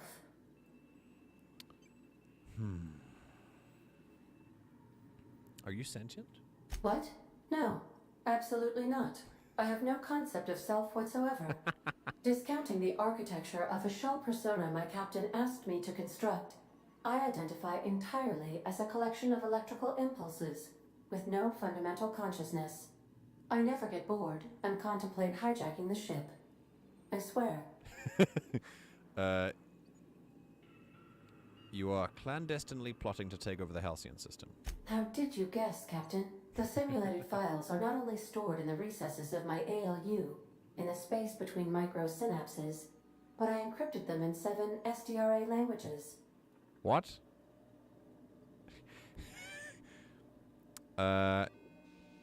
You forgot to close the file folder before your last sleep cycle. I was joking. I was joking. In that case, I was as well. Your secret is that you were in love with Hawthorne. I do not like joking about the captain, Captain. That's fair. And we both know I am... How can I be of assistance? Don't worry about it. I picked up the distress call. Can you play it back for me? Yes, Captain. Beginning playback now. There's viscera and death everywhere. Gunfire, gnashing teeth. The unemployed. For law's sake, if anyone's receiving this, please send help. What? No! Captain, we are now capable of accessing the Roseway landing pad. Okay. Also, corporate protocol requires that all distress signals include a list of key personnel for retrieval. The embedded names are Anton Crane, Vaughn Cortez, and Orson Shaw. All right. See you soon, Captain. And that's who we're gonna go find. Welcome back, Captain. How can I be? All right. I really enjoyed talking to Ada, but we're not doing that first. We are first fixing Pavati's stuff. We are just doing Pavati right now. We're done. It's just me and her. Here we go.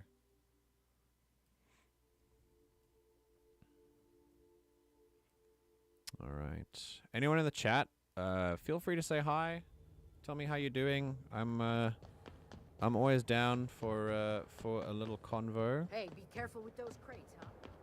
I do feel like this time is a little inconvenient for most people, but I can't help it. I'm just doing it when I can. So yeah. The schedule will change when I'm working. So okay. Yeah, I think this is it. We're gonna lost her. So, how's this work? Do we get a table? Stand in a corner? Okay, so what are we drinking? You're the expert? Oh, and don't worry on the price. I got this. Let's just do it proper. Nice. Are you sure you want to do this? You seem nervous. Oh, no, that's on account of my not being able to sleep lately. Makes my hands all twitchy, you know?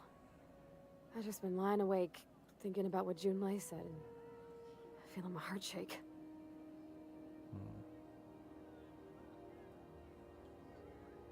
All right. Well, I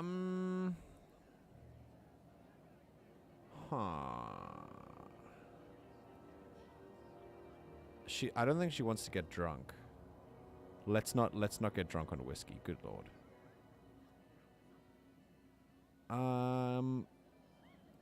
Wine should be good for what she's doing at the moment. Wine seems fine. Well, that's fruit and such, right? Okay, wine it is. Cool. Bottoms up. Wow, this is really kind of nice, actually. Who'd have guessed old fruit could taste so good? Oh, jeez, you. Oh, Captain, I'm pining for Junlei something fierce. What am I doing?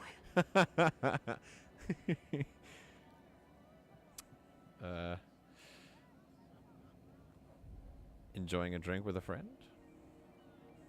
Going on a grand adventure across Halcyon? Generally or specifically? I mean, just with Junlei. I don't know what to do about us. The number 2 and 3 are awful. Like, awful responses. Number 3 maybe is better because it will let her talk, but I think I want to, like, I kind of want to direct her mind towards a little, like, getting her out of her rut a little bit. So start by telling me why her message got you so unsettled. Well, she talked about another girl, right? Isabel. Mentioned her by name and everything, like she wanted me to know. Maybe I've been making a right fool of myself this whole time. Maybe she's not interested after all. All right. Number 2 is a good confirmation. Number 3, don't say... when it comes to telling overthinking things, rather let the other person come to that conclusion.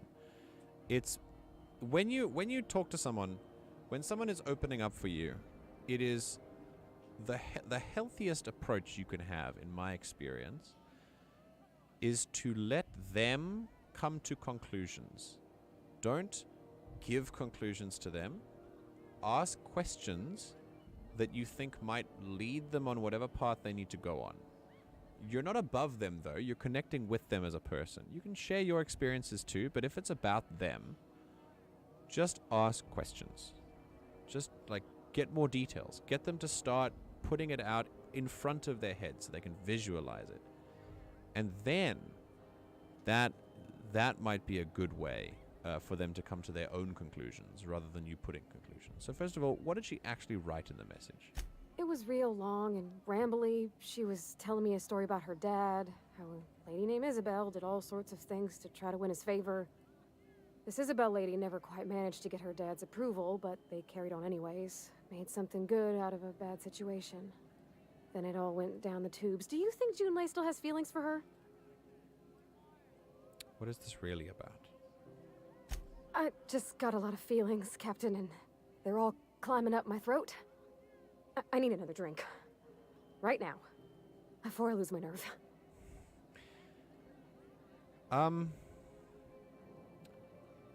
Let's get you some water.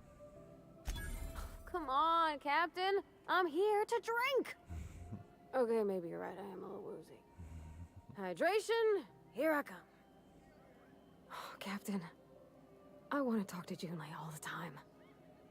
Even about silly things, but I'm so scared. What about me? No, I'm not getting in the way of that. What are you scared of? Everything? I got a solar system's worth of terrifying questions swirling around my head. Does she think I'm as pretty as I think she's handsome? Oh. What if she doesn't like me?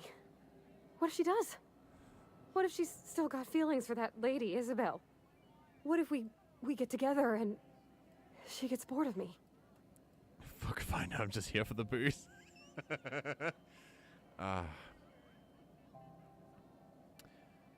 Alright. It doesn't matter how many relationships you get into or how many times you get a crush on someone. These questions will always be asked. There is only one way to assuade yourself if you are this person, if you do think about these things. Keep reminding yourself you are filling in gaps with information you do not have. You are trying to predict everything. I know it's easier said than done when I say don't try and predict the future, but just understand what you're doing, and it might help you stop doing it. There is one way to clear it all up. Only one. And that is to talk with them about it. It's also the best way. I mean, I know I said it's the only way, but it's like the only way that matters, really. There's an easy way to get answers to all those questions. There's nothing easy about spilling your guts to the person who's got your heart in their hands. You know I'm not interested in physical affection. Well, it's tripped folks up in the past. Folks I thought cared about me for me. What if she's not okay with that? What if she is, but then later, she's not?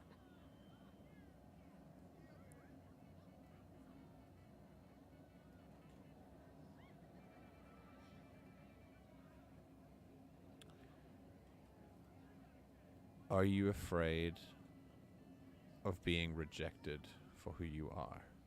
Of course. Wouldn't you be?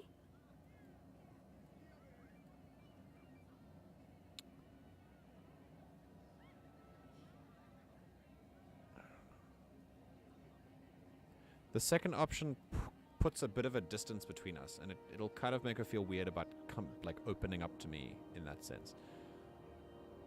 The first one is kind of dismissive. I would say not anymore, because it implies that I've learned things. Not anymore. You've got a strong sense of self, Captain. I envy it. Sometimes it's like I don't know who I am or what I'm for. Like I'm just a lone little gear spinning in the void.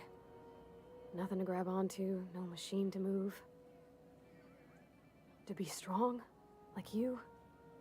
Gosh, I don't know that I got that in me. Sometimes I feel real mean inside, Captain. I think ungenerous thoughts. So what? I don't want to be that person. Don't want to be cold.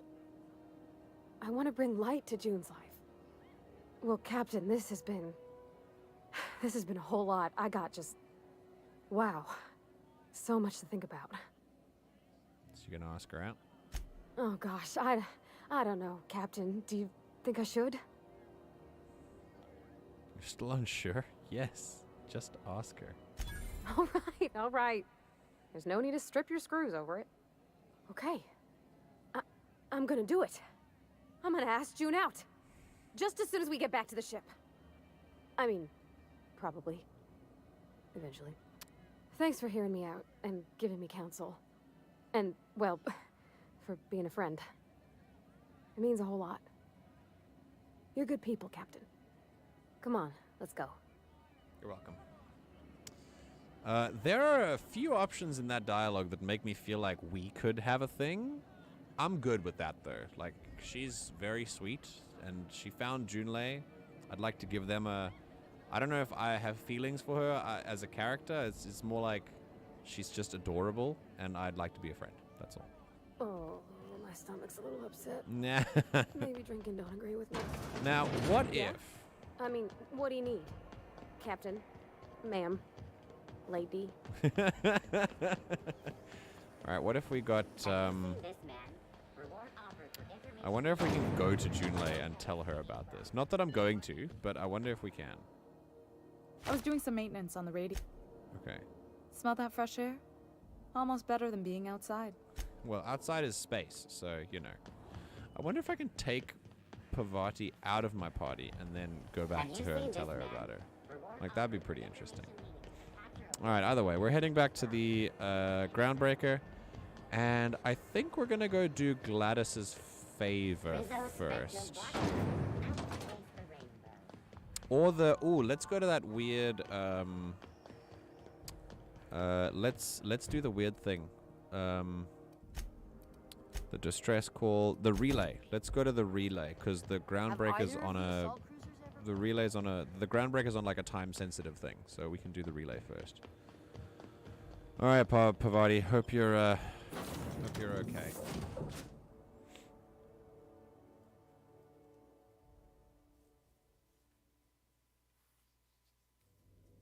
Right. Huh? Oh, I am alert and awake. Not to worry. I take our ship's security highly seriously. That's amazing. Hi, Parvati. Hey, Captain. I hope I wasn't too much bother at the bar. I did have fun, and I tried some things I never would have otherwise. Some of the drinks we tried I even liked. I guess it's not all disgusting. And I don't feel it today. I guess that water must have worked. I'm glad I had you looking out for me. Glad to hear it. I wouldn't mind having a drink again. Someday. In the distant future. Anyway. I messaged Junlei when we got back and she replied super quick. Okay. I was awake half the night thinking about what I sent, anxious to see what you said. I reread my message in the morning and it was unclear. I was drinking when I sent it. Otherwise, I wouldn't have had the courage. Also, sorry for the typos.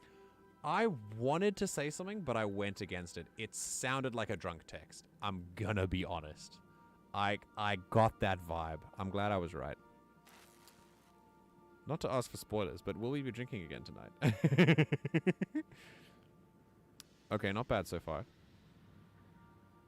I've ruined things in the past, because I didn't say things I should have, like, I've met someone who's become special to me. Cute. I want to be honest with her, so if she feels the same about me, there won't be any surprises. Glad we wasted time drinking because Junlei's bad at writing messages. If you two marry, you'll be saying, haha, just kidding, unless you're not. So Junlei does like you, and she said it in the most awkward way possible. Oh, isn't she sweet? Like one of those 2-bit romances where one soul's all stiff and formal, and I should be glad to perhaps take hold of your hand, miss. I ought to go write her back. I mean, I already did. Twice. But anyhow, thanks for taking me out, Captain. That's awesome. Something busted, Cap? Yes, my heart. You're too adorable. Welcome back, Captain. Hi, Ada. How can I be? No, we're good. Alright, well, with that said, let's head to the relay. Alternatively, we have quests on almost every other thing. 2 quests there, 3 quests where... 3 quests there, 2 quests there, and another 3 quests there. Wait! Who goes there and salvager in the sky? Who goes there? Claim the bounty's reward. Ah, because I took over Captain McRed. Interesting. Well, it's right there, so I might as well go and do it. And then, salvager in the sky? Oh, I need the thing for that. Okay. We're just gonna go and turn in the bounty. And we'll probably level up to do that as well, which will be great. Let's grab Ellie, because I think she's cool. The anatomy of a mantipillar. Very gross. But interesting. Alright. Gonna quickly go turn in that bounty and then come straight back. Alright, here we go. Can we talk to this guy, by the way? Yeah, but isn't the savior of Groundbreaker? Aw, He's seeing you. That's nice. Alright, hi. What can Groundbreaker security do for you today? Chief Tennyson. Chief Junlei Tennyson. Her family's worked on it for, gosh, since it was... Alright, so, whatever. I mean, we've talked... Oh, Ellie. How goes the hunt? I've been ruminating on it, and I decided, if you ain't killed McRed yet, I want you to hurt him a little before you do. Oh, nice. Nothing excessive, mind you, but the scoundrel deserves a light beating at least before he kicks off. Alright, does this have anything to do with your carnal understanding?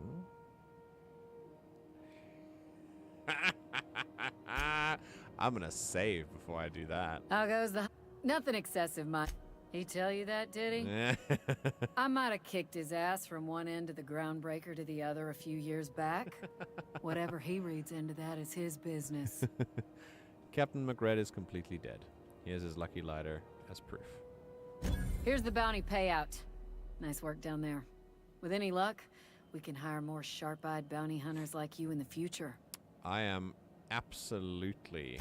With that bastard McRed dead, leveled up. There ain't much else in the offing. I look at all that XP mind collecting. I have leveled up. And... Ooh, that's nice. Hold on. Ooh, also very nice. Here we go. And... Oh, come on. I'm waiting for all the alerts to go before we inevitably level up.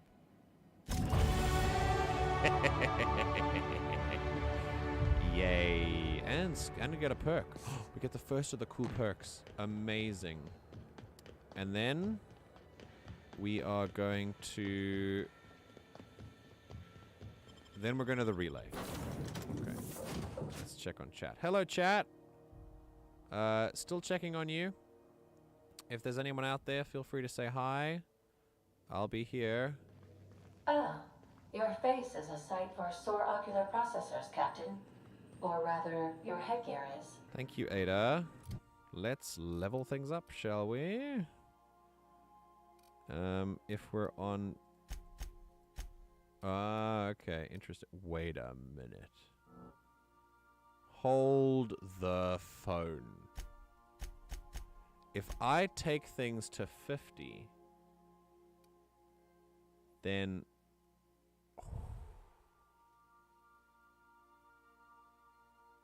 that kinda sucks. But I understand. Okay.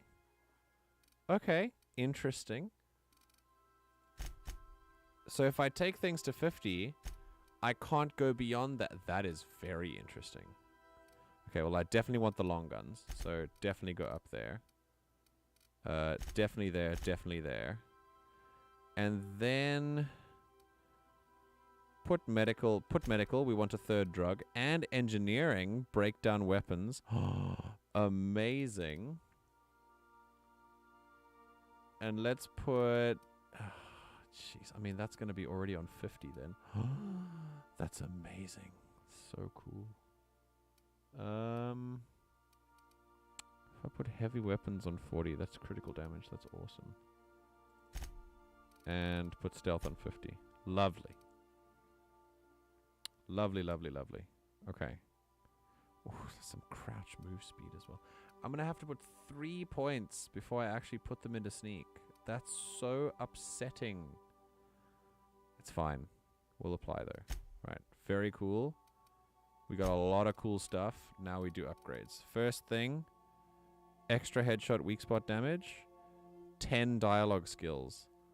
Oh, when you have no... Ooh.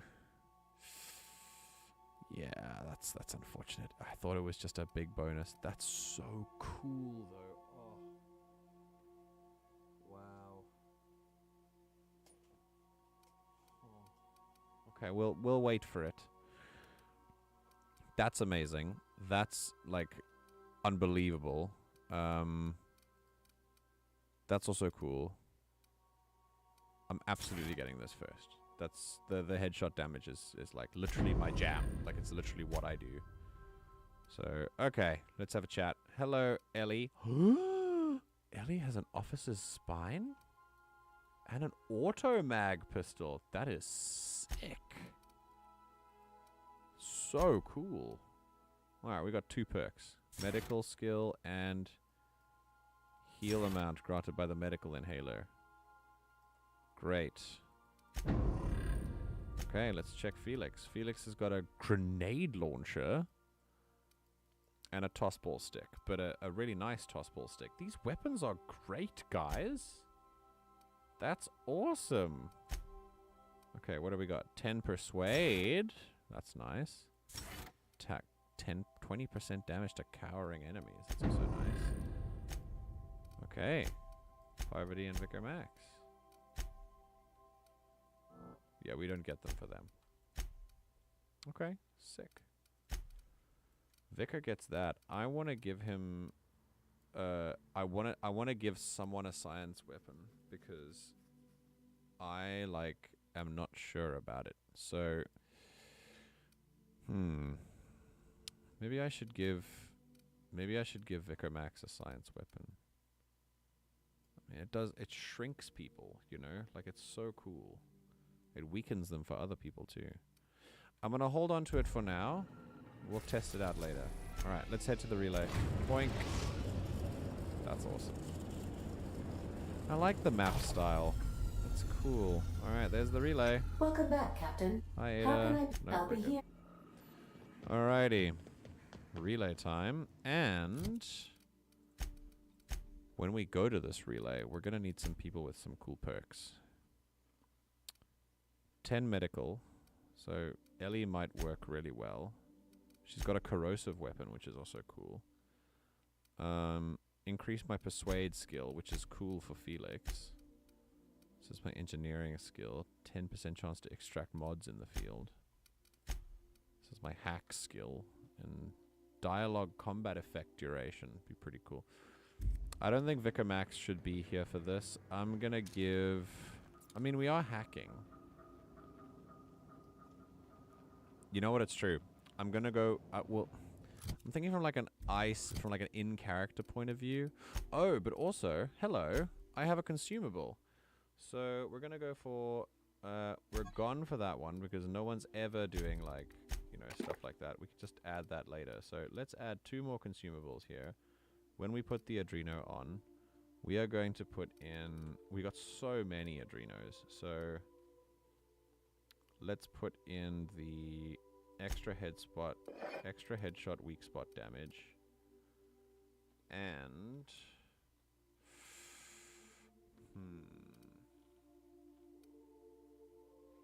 ooh, let's do that one at least. Yeah, for sure. And then we can also grab like something cool. Yes, we'll do that one too. Okay, very, very sick. I like that. So next time we use it, we'll have that. Awesome. Okay, here we go. We're headed to the relay, and I want to grab Pavati. Felix is pretty interesting. I haven't tried with these guys yet, you know. I kind of want to try it out with Ellie. Their portraits are so cool too. Like, I guess Max is cool. Like, Vicar Max will give me some nice perks. But I want to try with some of the new companions. You know, let's give Pavati a break. We'll test out the new guys. Why not?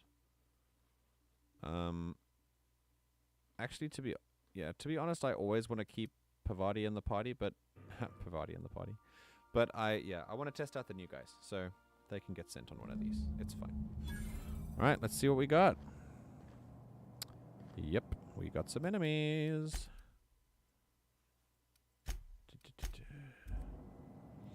Here we go. Let's fix posture a little bit. Okay. Who's living in a relay station all the way out here? Perfect spot for some peace and quiet. Yeah. Wait a second.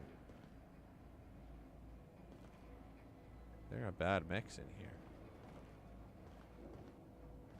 Interesting. They don't seem to notice me at all.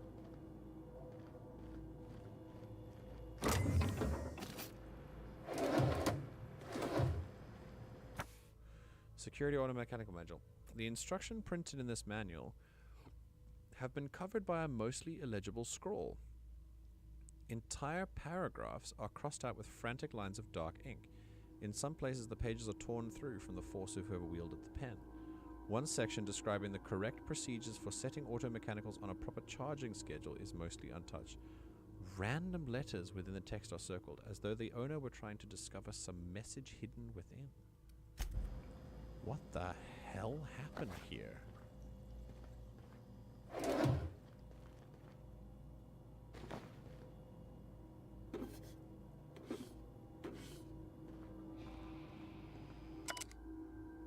Frey's journal, a beautiful dream. Last night I dreamed, and it was beautiful. The streets of Byzantium were decorated with crimson streamers that laughed in the breeze. They asked me to take them, to give them to my special ones. I gathered the crimson in my arms and felt so alive, so happy. I turned and Delilah was beside me. I did not question why my supervisor was there, her eyes so full of the emotions I know she feels but dares not show at work. I wrapped her neck in crimson.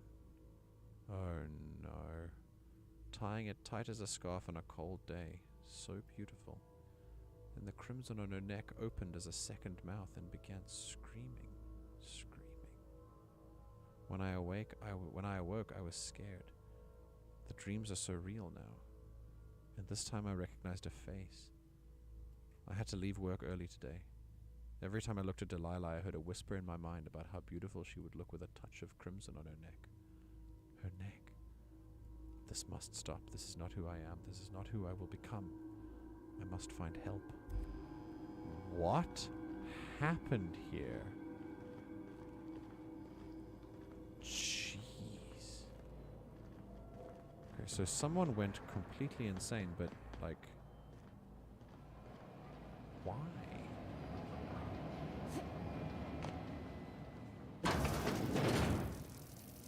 Staying out of sight. There's a trap there. Combat drone too. Right, before we do anything, let's clear the codex, just so I can, like, calm down, because that was really creepy. and I would like to set your parameters quickly. So this is the follow distance. Alright, so follow distance for you should be both medium, that's fine. And then the weapon that you use, primarily... Ooh, quick draw. Ellie quickly draws a pistol and fires off a series of precise shots. That's awesome. Her mode is aggressive. The companion always engages in attacks when the player enters combat. Honestly, like, to have... Yeah, it's fine. I'm fine with that. Hi. I've been waiting for this!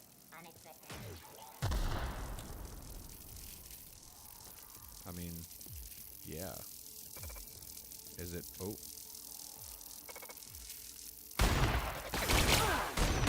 Jesus.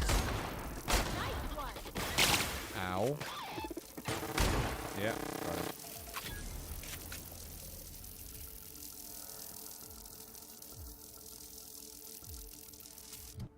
Alright, we gotta grab we gotta grab our friends here. We are dealing with auto mechanicals, so I really want to try out the shrink ray, right? But I also have this, so we're gonna do that. Yeah, we're gonna just shoot that a bit. Yep, that. Oh shit! Ah!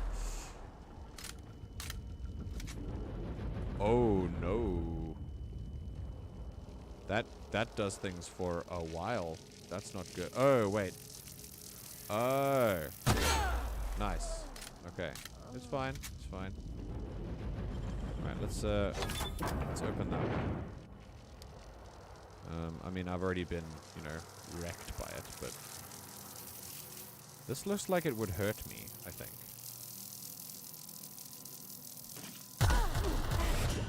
Oh!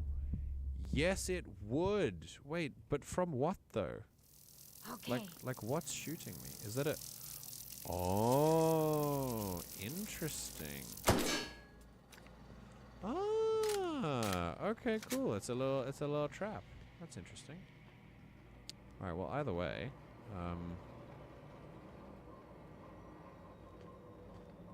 there was there's a little sneaky spot here. I am wondering if no. Ah, for God's sake! I thought I was sneaking away from it, but it's fine. It's okay. It doesn't last forever. I'm also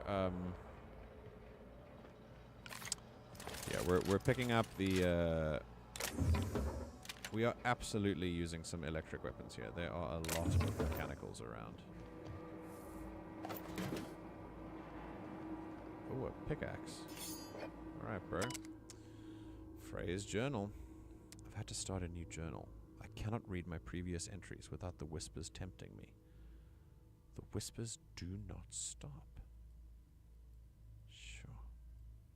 Every person I see, the whispers tell me to help, help, help them. They show me the pain and the longing hiding in their eyes. They tell me how these people want, no, need the gifts I can give. All it would take is a few moments with a blade.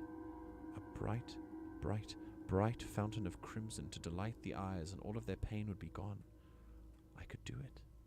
I know how to help them. It gets harder and harder to stop myself. This is so creepy. I saw a friend today. An old friend from school who's now a doctor for Auntie Cleo.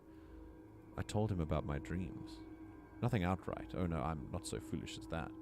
I told him it was an old book I'd found and described my dreams and whispers as happening to a character in the book.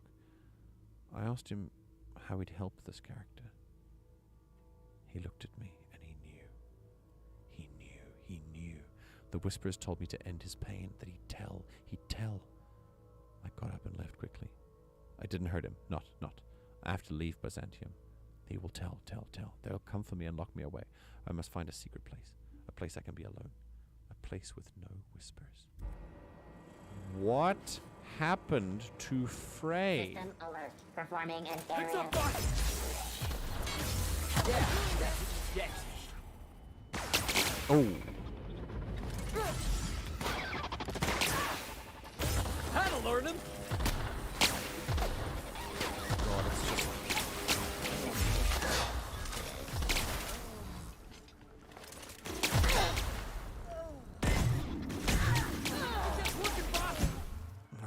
no, that's not working. Alright, let's grab the heavy machine gun. Why not?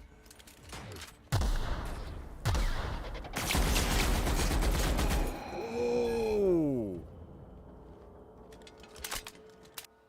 That one's good. Drug addiction. Taking as many drugs as you have has turned into an addiction, making you suffer withdrawal if you go too long without another hit.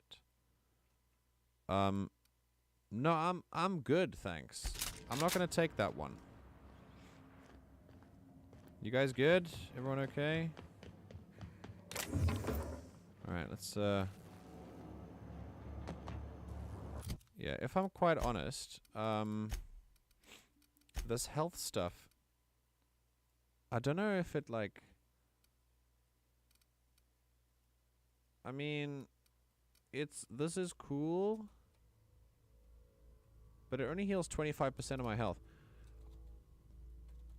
Yeah, I'm just eat one of that, and eat one of that, and just everything will go up much quicker. It does not stack. I did not think it would, to be quite honest. Right, you're done.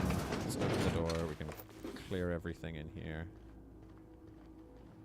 Alright, that shrink ray did, like, jack shit. So, I might just give that to, like, another character. The sniper's doing okay. This one's okay. This one, I'm not sure about, I'm not sure about doing it for, auto mechanicals. We'll see that soon. Deep fried cysty bits. That's charming. Okay. I think this is a place to go here too. If they didn't want to tempt us, why'd they lock it up? Awesome. I mean, I agree, Ellie. Cool. Here we go.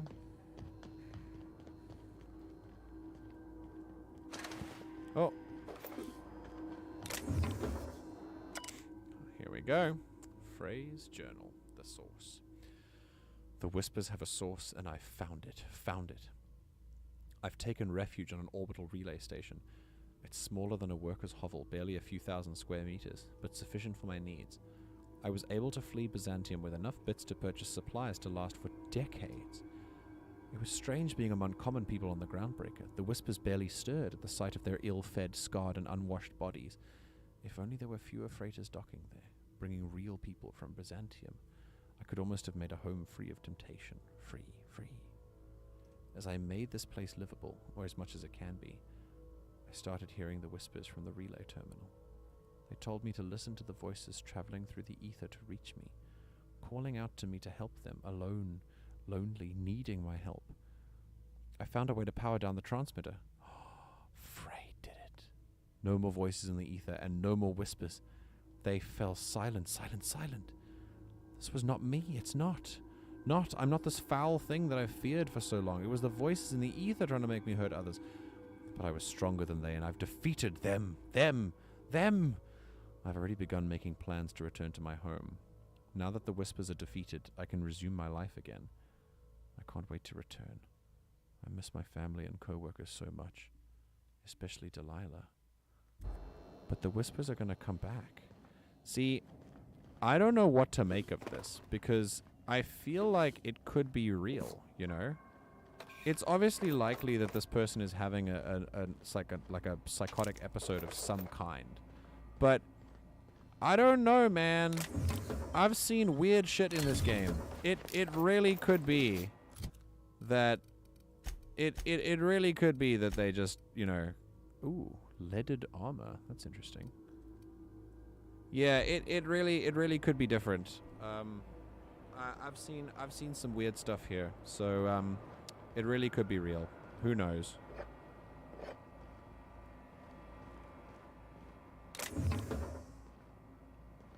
Hi. Is there an acid thing in here? Or is that just a... Okay. I mean, it's just a janitor. I can't really talk to it. Alright, there's a thing in here. We can pick up the stuff. Oh. Compass in here. Nothing else. Okay, there's nothing else that I can do, right? Yeah, so this is where I was at the beginning. All of this stuff is barred, so I had to go in here. But there's a thing in here, so let's open this up. Boink. Nimble fingers, Captain. Oh, got one of my mag picks back. Very nice. There's a ladder up there. That would really help us, I think. Yes, it would. Absolutely. Yep. Absolutely. That helps us a lot, to be quite honest. We are taking it quiet, people. We are going to scout out and then see. There's a mechanical sentry Mark II. I spot 2 things in here. So what we're going to do, if they throw something up here, we're dead. So here's what we're going to do. I'm going to blow that thing's head off, and then we're just going to fight. So let's see. And don't worry, we've got tactical time dilation, so don't worry too much about it, you know. Here we go. Let's go. I think it's a weak spot. Down. Down. Oh, shit. Down. Lovely. Alright, let's try the flamethrower.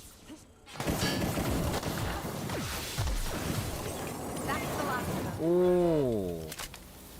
That thing does a lot of damage. I like it. So, is he dead or? That's Frey. Damn it. Alright, well I think we've figured out what happened here. Anything else before we check this out? Yeah, there's a terminal here. Hacking skill too low. I need 100 hacking. Wow. There. Oh, silencer.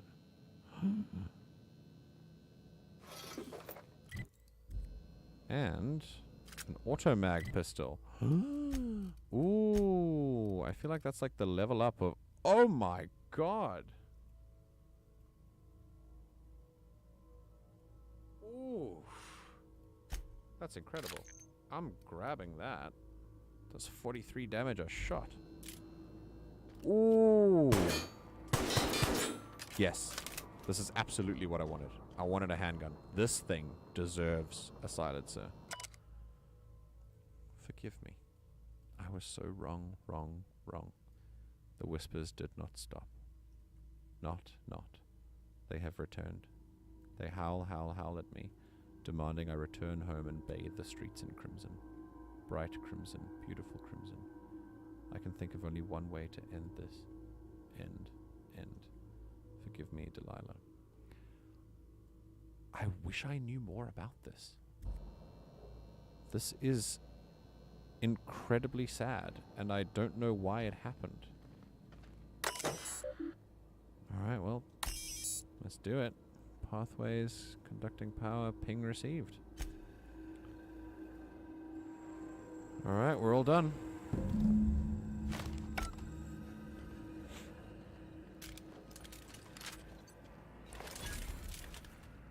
That was very sad, but you guys did great. Sure.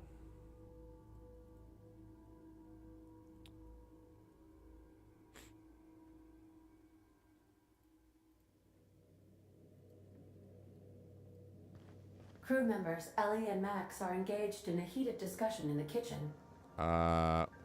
Why?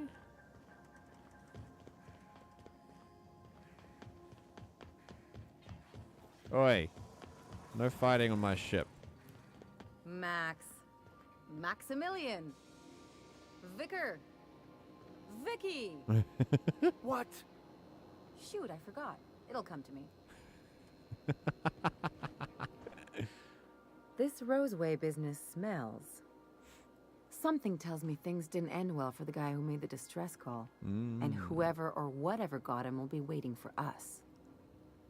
Do we know anything about who sent the call? What's there to know, Captain? Shady corporate town caught up in shady corporate shit. Tough luck for them, but maybe an opportunity for us. Why wouldn't they just call for corporate reinforcements? With a lot of these companies, the thrashing you take from your boss is worse than whatever a bunch of marauders will do to you. Damn. Doesn't exactly encourage calling for aid when there's a fuck-up.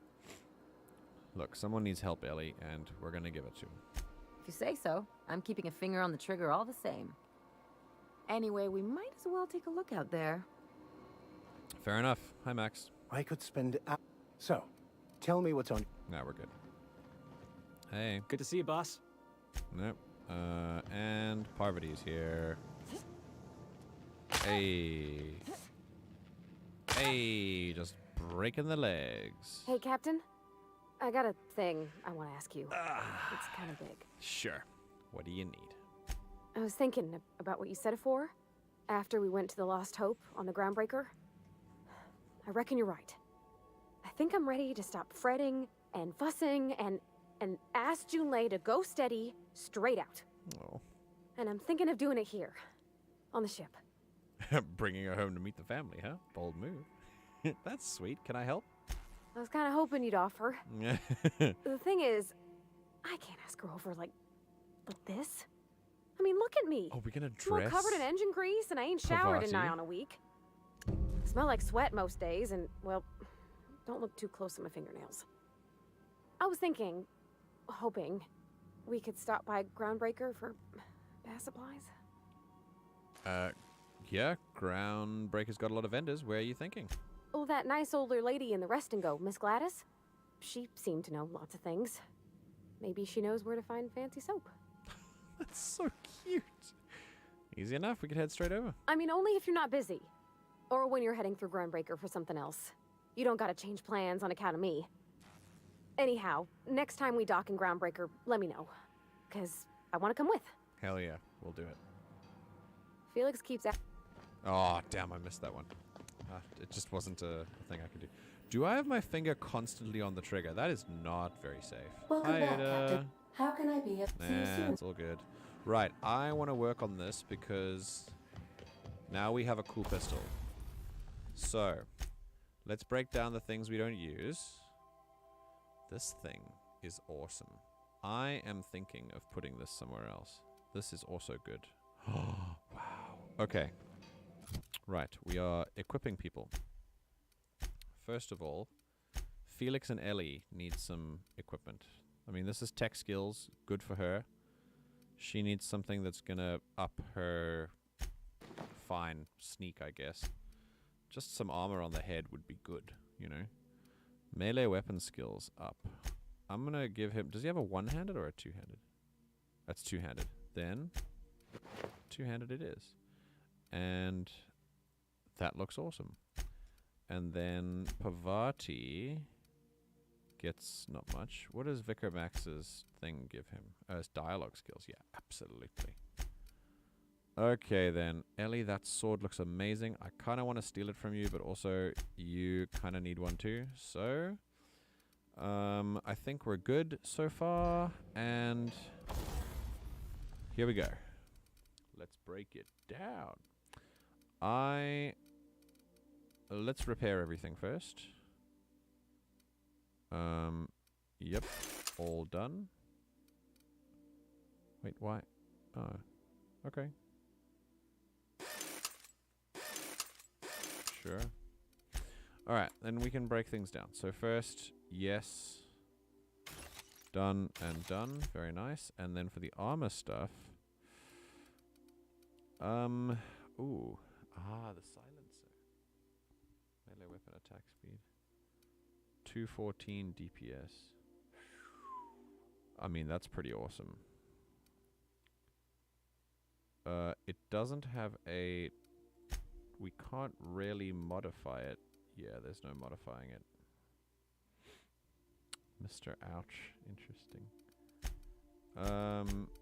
Yeah, we can't really modify it. But it's higher damage than that, so I'm not gonna lie. We're definitely getting rid of that. And this is one-handed, so I wanna see.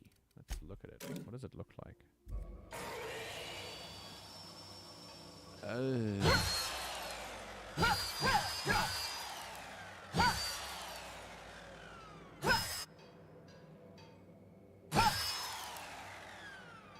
That looks incredibly dangerous and awesome. Okay. We're breaking down the pickaxe as well. I don't know why we have one, but we're breaking it down nonetheless. This auto mag pistol is awesome. Compared to the bolter pistol, yeah, this auto mag is awesome.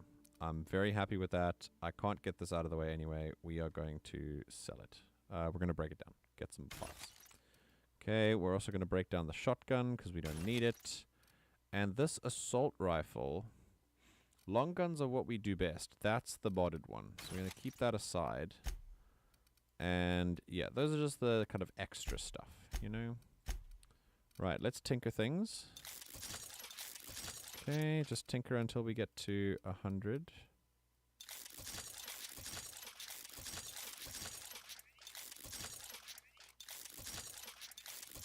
Just, you know, get things up. It's pretty awesome. Grab that. We got still 6,000 bits. We're fine. Yeah, I mean, it's like... See, that's a little bit weird, you know. I'm good. I think I'm gonna stop tinkering things as aggressively as I do. This armor is cool. I think it might be good to upgrade. I mean, my companions have never really gone down, so I don't know if I really need to be quite honest. Alright, the heavy machine gun did really well. I think I'm okay keeping this a normal weapon, but that means that this I would like to change. We've got to make sure that we have a Oh, that's not mine. We've got to make sure that we have a fire weapon, a plasma weapon, and an electric weapon. And corrosive when we get there, but we can't really get there yet. So that's fine. Instead, should we have another corrosive weapon? Like a higher damage dealing one? Because that's the only one we have now. And it's a little bit underpowered. So, I mean, it looks cool, but the DPS is like not that great compared to almost everything else. So I think at least make this an electric weapon. So let's make it a shock assault rifle. Mag to zap. Let's do it. Oh, it's wait, it's currently got a magnum, which just puts the magazine size up. Oof. Oi. That'll replace all of its benefits. It'll probably take it down a notch in damage. That's upsetting. That's also got a magnum, the heavy machine gun.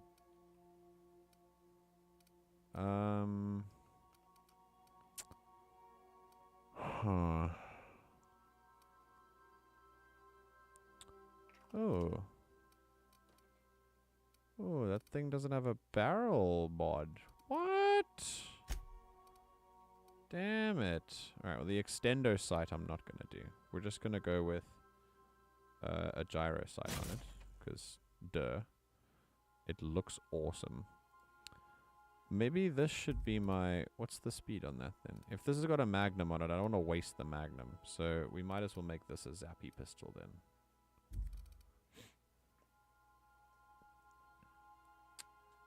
I've got a powerful plasma. Yeah, honestly, I've got like powerful everything weapons, and I'm gonna make this my second zappy pistol. Yeah. Okay, we're good. It's a zappy pistol now. I'm gonna put that there so we can just... Oh, can't do that in the thingy menu. That's fine. Okay, and then for the heavy machine gun, I really don't know why I would put this on that. So I'm going to not. Just because I don't really care that much. This. No. Oh, can't do that yet. Equip, please. This thing just makes, like, it puts a, it makes my stomach churn, like knowing who went through that. You know what I mean? Like I just not a fan. Alrighty. Hi Ada. We are headed to not Monarch. Let's have a look. So we need to finish Gladys's little thing. So track down Reginald Cheney. That's Fallbrook on Monarch. Stuff for cleansing products. That's done. Scylla. Secrets in Roseway. Ah. Okay. We're going to Roseway. That's Gladys's thing. Okay. We're searching for clues on Scylla. We've got a few things on. Yeah. Investigate the distress call. Okay. So where we're going is on Terra 2. We're headed to Terra 2. Oh, cool. Okay, we're first done Edgewater. Now we do Roseway. Very nice. We're now in orbit above Roseway, Captain. Oh, thank you. Back. How can I be? Thank you very much, Ada. Now we're going back. This time, I don't really feel much of a connection to Felix.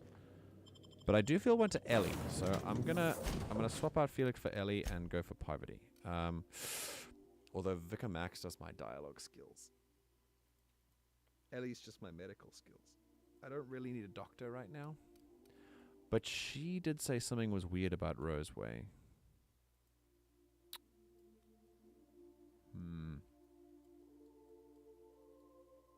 Kind of want to give it some thought, you know.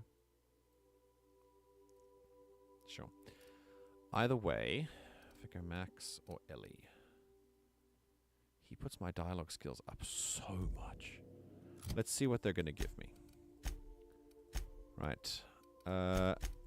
Vicar Max. Oh, he puts my hack skills up. Parvati puts my engineering up. Felix puts my persuade up, which I've never needed before. And Ellie puts my medical up. Now, and I'm gonna say, Ellie felt something weird about this. So, I'ma trust Ellie. We're going Ellie and Parvati. Here we go. Let's head to Roseway.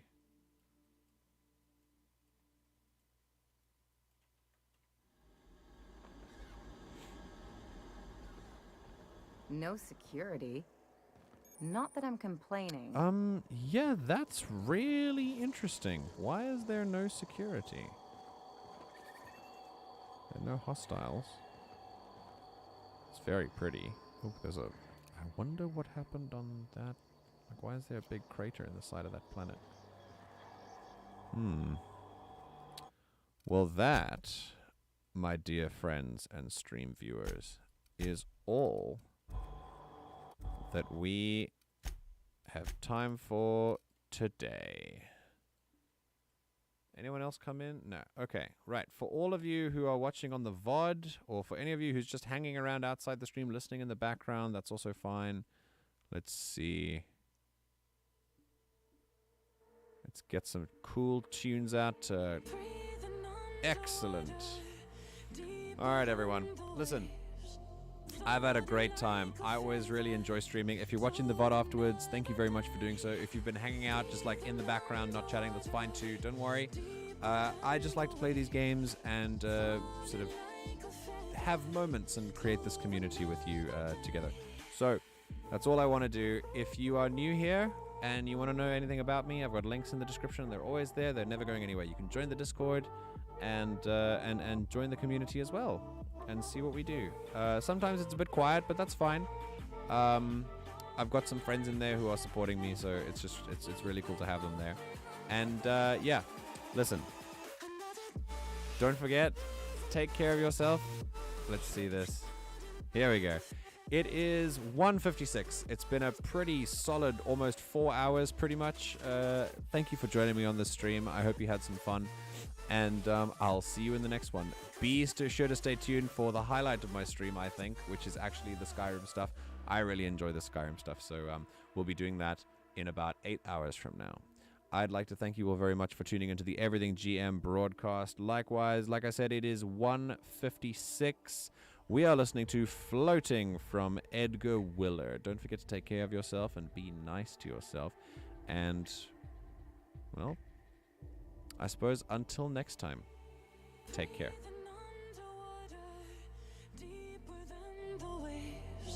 Floating like a feather.